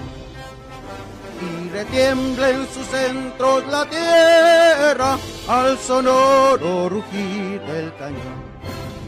Ciño patria, tus sienes de oliva, de la paz del arcángel divino, que en el cielo tu eterno destino por el dedo de Dios escribió. Mas si osare un extraño enemigo profanar con sus plantas tu suelo, pienso, patria querida, que el cielo un soldado en cada hijo te dio. Un soldado en cada hijo te dio. Mexicanos a grito de guerra, el acero aprestad y el bridón, y retiembla en sus centros la tierra al sonoro rugir del cañón. Y retiembla en sus centros la tierra al sonoro rugir del cañón.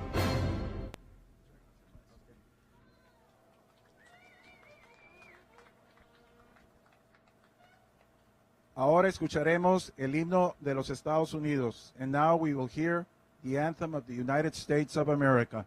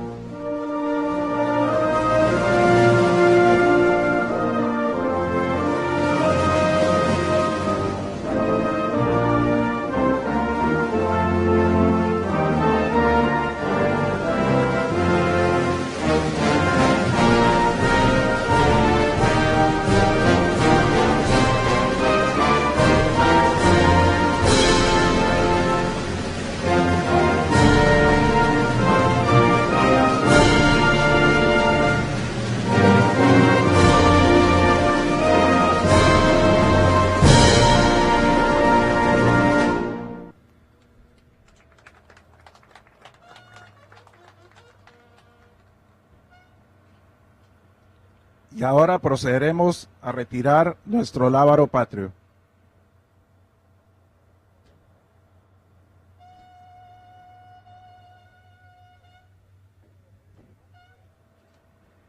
And now we will retire the flag of Mexico.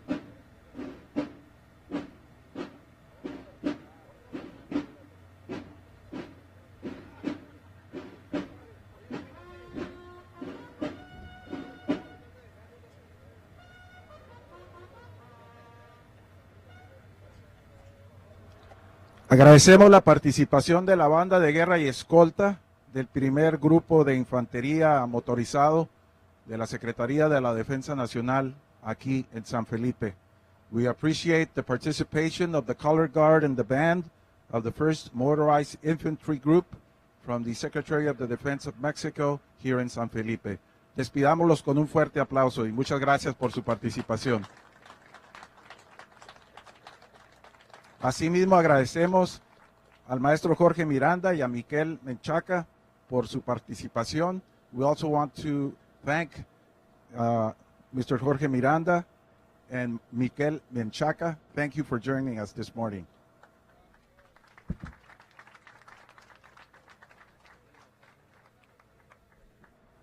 Esta mañana nos distinguen con su presencia invitados e invitadas especiales. Today we are honored to welcome some very special guests to this Score San Felipe 250. Encabeza esta ceremonia el presidente del Consejo Municipal Fundacional de San Felipe, licenciado José Luis Dagnino López. Accompanying us today is the president of the Municipal Foundation Council from here in San Felipe, con la representación de la gobernadora del estado, licenciada Marina del Pilar Ávila, y del secretario de Turismo del estado, Miguel Aguíñiga. Nos acompaña el subsecretario de Turismo del estado, el licenciado José Quiñones Ramírez. Accompanying us today, representing the governor of Baja California, Marina del Pilar, and the secretary of tourism of the state, Miguel Aguíñiga, is Undersecretary José Quiñones Ramírez. Nos honra también con su presencia mi teniente coronel de infantería Isaac Cruz Martínez, comandante interino del primer grupo de infantería aquí en San Felipe. Muchas gracias, mi teniente. Honoring us with his presence here is Lieutenant Colonel of Infantry Isaac Cruz Martínez, interim commandant of the 1st Infantry Group from the Secretary of Defense here in San Felipe. Nos honran también con su presencia el diputado Juan Manuel Molina y la diputada Dunia Montserrat. State Congressman Juan Molina and State Congresswoman Dunia Montserrat. Este año 2023, Score Internacional celebra su 50 aniversario, razón por la cual damos la bienvenida al gran mariscal de este año, nuestro amigo y la leyenda Sal Fish. As you know, this year, Score International celebrates its 50th anniversary, so what better Grand Marshal for this special year than the man, the myth, the legend, Mr. Sal Fish. Welcome, Sal. Acompañan también a Sal Fish para esta edición 36 de la Score San Felipe 250 como mariscales de esta carrera, el señor Dan Cornwell, el ganador absoluto del primer San Felipe 250. Dan Cornwell, Grand Marshal, first absolute overall winner of the San Felipe 250. No sé si ya llegó, pero también destacar la mención del señor Pat Butler, quien es el otro gran mariscal de esta carrera. We also want to recognize Mr. Pat Butler, a visionary businessman who has been here for many, many years and a great supporter of SCORE International. And we want to thank him also for being our Grand Marshal along with Dan Cornwell.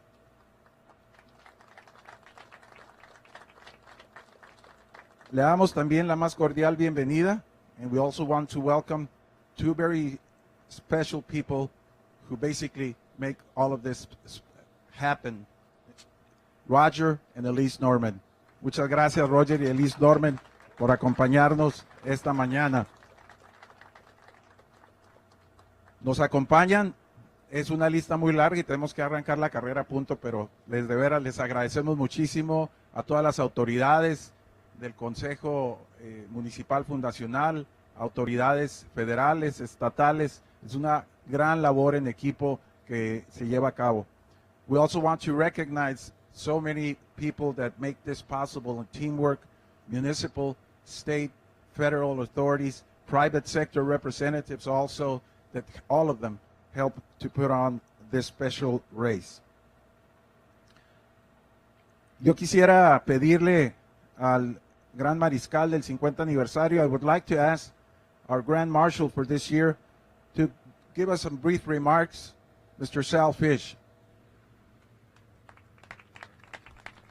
Thank you. Well, it's a pleasure to be back here in San Felipe, and I'd like to thank especially Roger and Elise Norman for what they've done here in the last 10 years. It's fantastic. And Juan and your crew, you've done an excellent job in bringing the sport to the next generation, as Roger and Elise promised me they would do. You know, Baja, as you all know, is a special place, and San Felipe by itself is a unique place. It's one of the nicest places in the world to put on an off-road race like SCORE does. And when you walk around and you see the excitement that is here in your beautiful little town of San Felipe, it's fantastic. And I had the opportunity to meet the new mayor, and you're doing an incredible job. And congratulations to all of you to becoming the municipality that you are. I remember when San Felipe was about this big, and now you go almost all the way to the Bay of Los Angeles. I think in the next 10 years you're going to see an incredible growth here, which congratulations to all of you.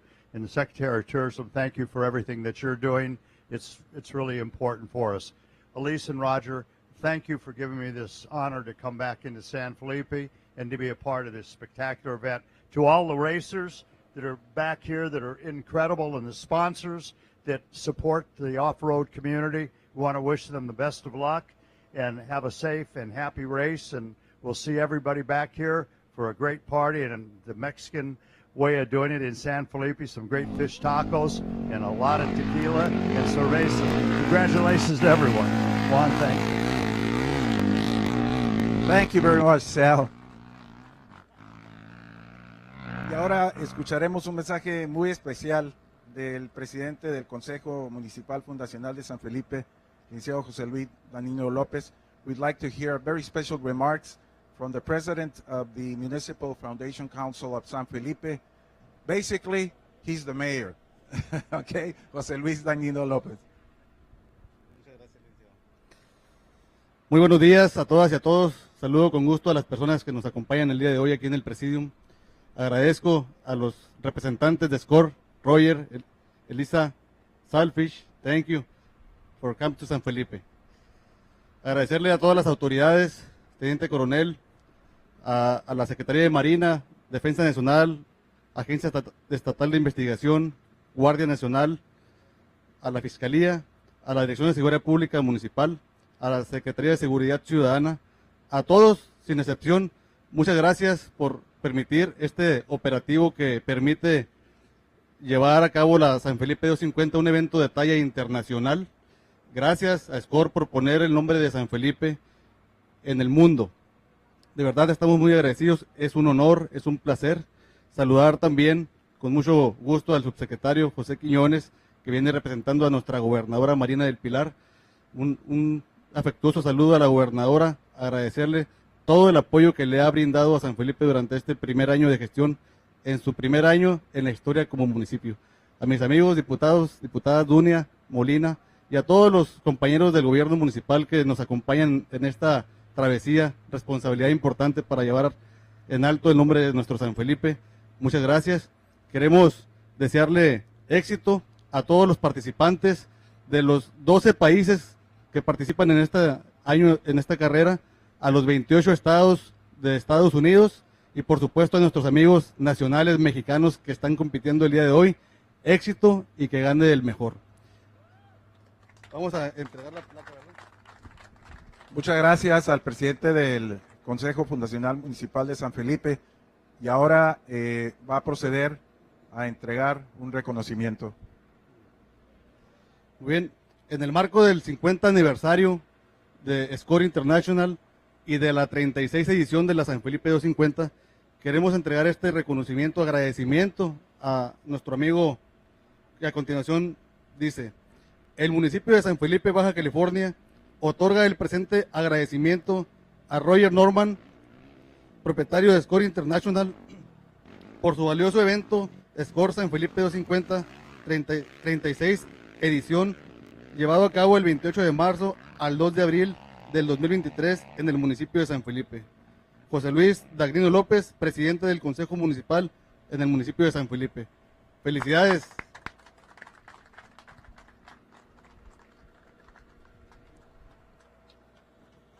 All of us at Score International are very grateful to Mr. José Luis Dagnino López, President of the Municipal Foundational Council of San Felipe, who has just bestowed an honor on Roger and Elise Norman for all that they've done for Score through the races here for San Felipe. A continuación, escucharemos el mensaje del representante de la gobernadora del estado y del secretario de Turismo del estado, el licenciado José Quiñones Ramírez, subsecretario de Turismo. Muchas gracias, muy buenos días. Bienvenidos al Mar de Cortés, Roger, Ellis Norman, Saltfish, autoridades del Poder Legislativo, Municipal, también a nuestros amigos de las diferentes corporaciones militares aquí de México. Quiero darles la bienvenida a nombre del Gobierno del Estado, la gobernadora Marina del Pilar Ávila Olmeda. Les manda una felicitación y un agradecimiento por todo su apoyo al poblado de San Felipe, hoy nuevo municipio de San Felipe. Queremos que y agradecer el mostrar estas bellezas del Mar de Cortés. Estamos precisamente donde inicia el Mar de Cortés y tenemos los mejores atractivos en toda la península de Baja California. Queremos agradecer a estos 26 equipos, 260 equipos que participan de los 13 países que componen esta carrera tan emblemática en conmemoración precisamente del 50 aniversario de este inicio de carreras de Score International. Quiero agradecer grandemente también, Saltfish, por tu colaboración, por ese soporte a Baja California durante tantos años que han hecho y permitido posicionarnos como la capital mundial del off-road en México. Muchas gracias. Quiero decirles que son bienvenidos a Baja California hoy y siempre, y welcome to Baja California. Gracias. Muchas gracias, subsecretario.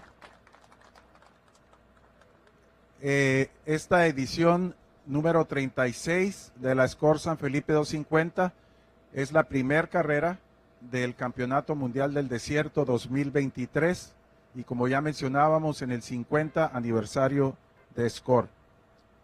El registro se cerró con 290 equipos procedentes de 12 países del mundo y de 28 estados de la Unión Americana. Quiero decirles que esta es la tercera marca más alta en los 36 años, lo que habla del gran esfuerzo que todos los aquí presentes están haciendo. Today, we want to announce that this 36th edition of the Score San Felipe 250, we will have 290 teams from 12 countries in the world and at least 28 states in the U.S.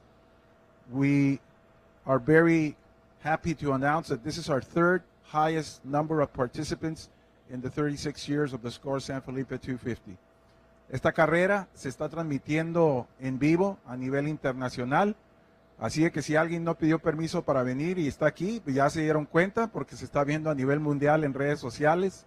Saldá ha venido promoviéndose, como dijo el subsecretario Quiñones, en la revista digital de Score Journal a San Felipe, la cual tiene hasta 2.1 millones de lectores a nivel mundial, y en artículos, publireportajes, y saldrá en la televisión próximamente a nivel mundial también.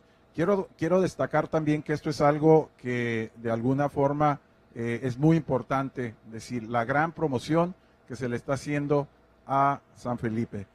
This 36th edition of the King Shock Score San Felipe 250, presented by Baja Vida, is being transmitted live throughout the world. San Felipe, Baja California, and Mexico have been promoting for the last 3 months through different media outlets, including the digital magazine Score Journal, which has reached up to 2.1 million readers throughout the world. And this is unprecedented promotion both for San Felipe, Baja California, and for Mexico. We're very proud to say that we have a strategic alliance with the Mexican federal government. Only Formula One and NASCAR have that alliance, and Score International. That's why you see the name of Mexico all over. And because we also have a great alliance with Governor Marina del Pilar, and we have the Welcome to Baja California promotional logo all throughout our race.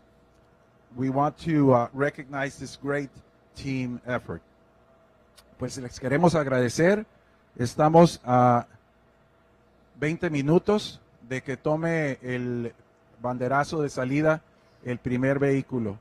We're just like 20 minutes away from a 9 a.m. start of the trophy trucks. Queremos darle una muy cordial bienvenida a una persona icónica aquí de San Felipe, al señor Pat Butler, quien se ha integrado aquí con nosotros como Gran Mariscal. We want to welcome an iconic figure here in San Felipe, Pat Butler, who, as we mentioned before, along with Dan Cornwell, are the Grand Marshals for this race. They're like the two bodyguards of Sailfish, so it's like, okay. Bueno, pues les queremos agradecer a todos y a todas su colaboración. Los invitamos, vamos a pasar al arco de salida para que al punto de las 9 de la mañana se dé el banderazo. We want to thank you, all of you. We're going to go step down near the start line, and let's go racing. Thank you. Well done.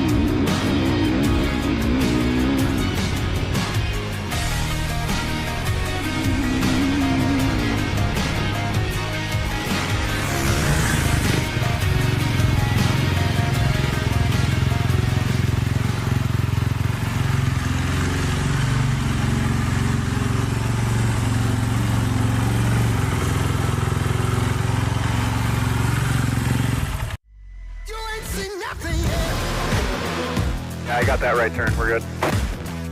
Let's meet up at the compound group up. At 10-4. Yeah, for sure, dog. Good, little driver, straight on through.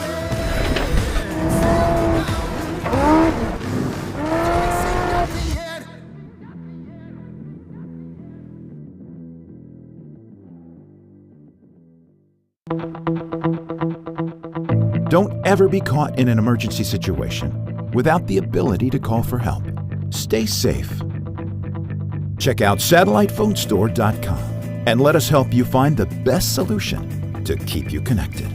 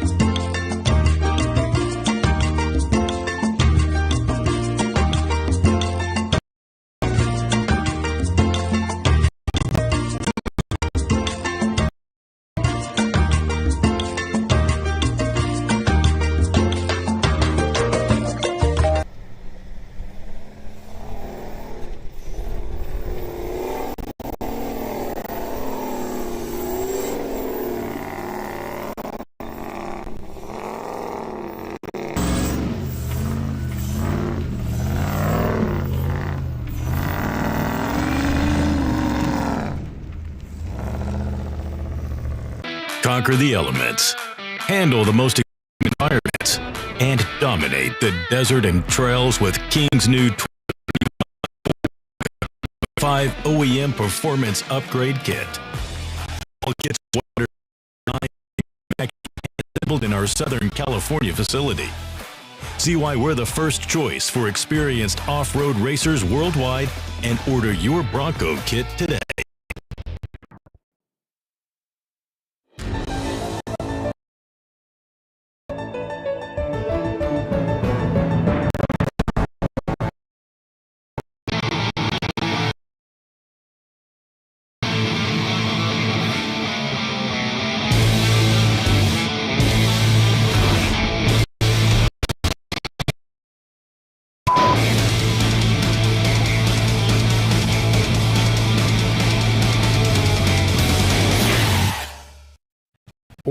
Back, we had opening ceremonies down there, so cool. Very shortly, 9 o'clock is the set time for the starts. 11s are going to go off.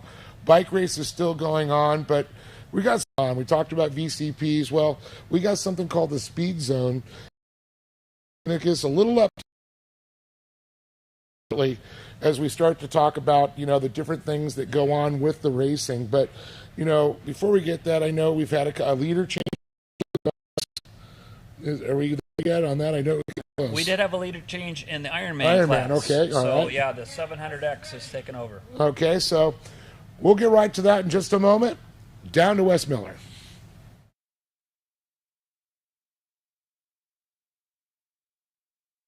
Down to Wes Miller in a moment as we send it to him here. One of the things that you come across out on a SCORE race course are speed zones. So you'll see a sign right here. It also comes up on your tracker as well as the notes that you have.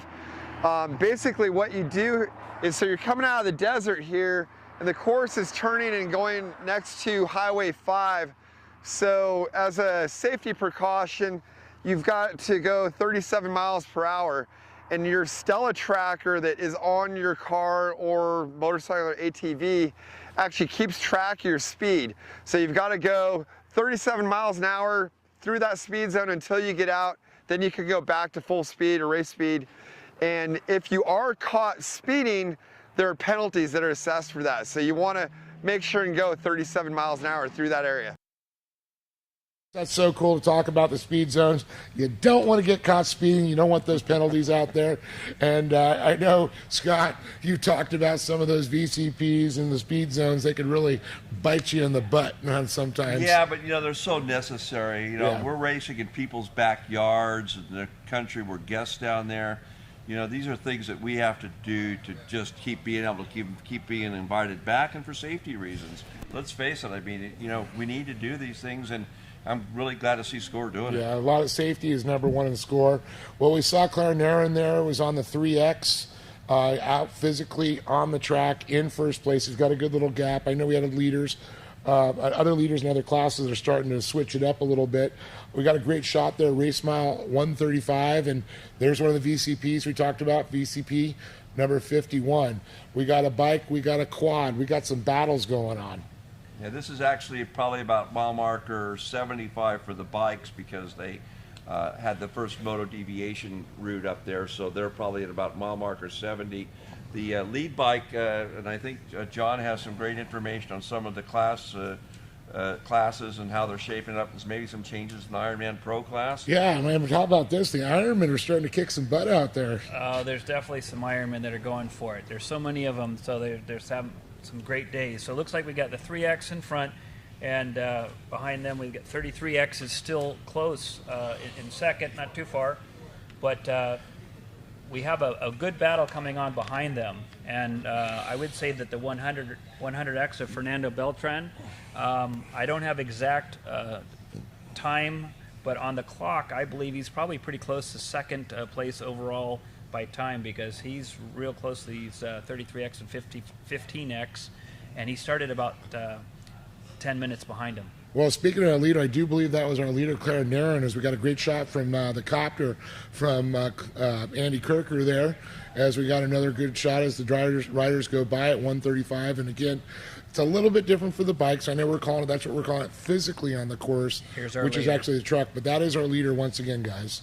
Race mile 174 is what we're being told, and which is about 100 on the, they've back 100 miles into it, a little more than 100 miles, 110 miles or so for the bikes right now that are into it. Getting near the halfway point, around 130 would be the halfway point. Yeah, looks solid, looks very solid. What about the Ironman Pro, John? You said so. In the Ironman Pro, it looks like we had a lead change. We had the 700X moving into the lead, taking over the first position from the 775X, physically on the ground. And the 700X would be Brandon Wright ahead of Caitlin Gard in 719X, and Tanner Janeski is also in that mix on the 775X. So have to get an update on that. It's fast and furious. Yeah, there. Brandon Wright, Tanner Janeski just right behind him and on the road overall. And then followed by the Caden Gard bike. It looks like that's kind of where things are sorting out right. Oh, I take that back. Juan Ignacio Zunino, he's way up there. I take that back. Yeah, Nino's starting to make it up through there, yeah. He is out there. My apology, Juan. You are putting in a hell of a ride. And he's from Florida. So we've got a Florida boy out there tearing it up. I guess he's used to the heat. So he's used to the sand, riding in sand, that's for sure. Right. But Juan Ignacio Zunino, he's really putting in a good ride. Looks like he's moved into the top 10 overall physically. 2, 3, 4, 5, 6, 7th on the road overall. Impressive as heck. And that's Fabio Fuentes. Fabricio Fuentes out of Bolivia. He's on the Ironman there also, and he's wearing the 785X. Yeah, 100X Beltran, is up into 3rd overall right now on time, it looks like.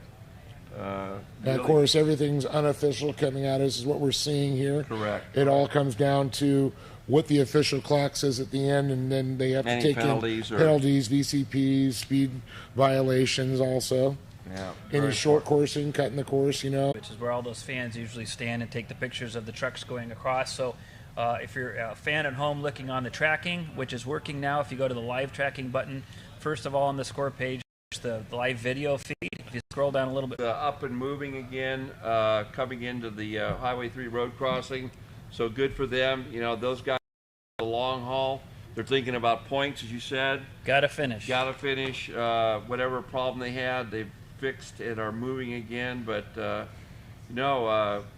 heck of a race shaping up as we approach the halfway point here of the race for the motos and quads. All right, looks like we had another quad. Speaking of quads going by, and could not get a read on that number. Let's see if we can see it on. Yeah, I'll see if I can get it on. Pull them up.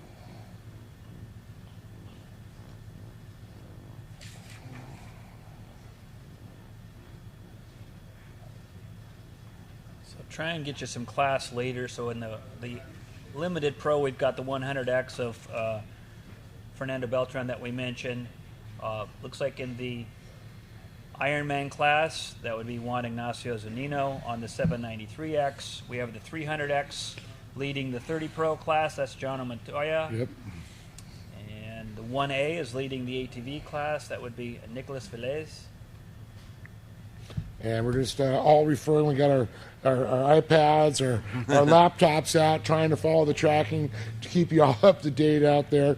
I mean, things have been happening fast and furious, and some riders that have broken down, we thought, are going again. We talked about Chavo. He's moving again. He's the defending class champion in Pro Moto Unlimited. He's one to keep it on. The 100, I'm just blown away at Beltran. You know, how he's just starting to move up through the crowd right now. And that's not a unlimited bike. That's a limited bike. Now, John, you talked a little bit about sometimes, you know, not using all the power and being smoother, and you know, I wonder if that's coming into play a little bit. Tortoise in the hair. Yeah, I would say that this San Felipe 250 course is so rough that it's not about the power, how fast you can go. It's about how fast you can go over the rough terrain. So these guys are averaging, you know, 50, 52, 55, 60 miles an hour in some sections, but it's just handling the whoops. You see these footage of these guys working around the rocks, and it might look like they're going slow, but trust me, there's hidden rocks and roots and other things in the ground that if you don't pay attention, you're going to wind up on your head pretty quick. Yeah, no, I'm just impressed as heck. I mean, the Ironman Pro guys are definitely putting a hell of a ride. Right now, you know, the 3X is definitely on a mission. Guys are putting in a hell of a ride. They've got a little bit of a lead here, although now we're looking at Beltran in second, unofficially in second place overall, the 100X. The Eric Holt team, second in Pro Unlimited, led team. Those guys are all doing quite well. You know, halfway point, a lot of racing to go here, guys. Well, I'm looking here at Sir Naren, and it's showing about 16 miles an hour as he's at the route mile 177 of the course, which is actually less for the bikes there. But hopefully, if you folks understand, there is a different course that they're going to readjust, and they take a bike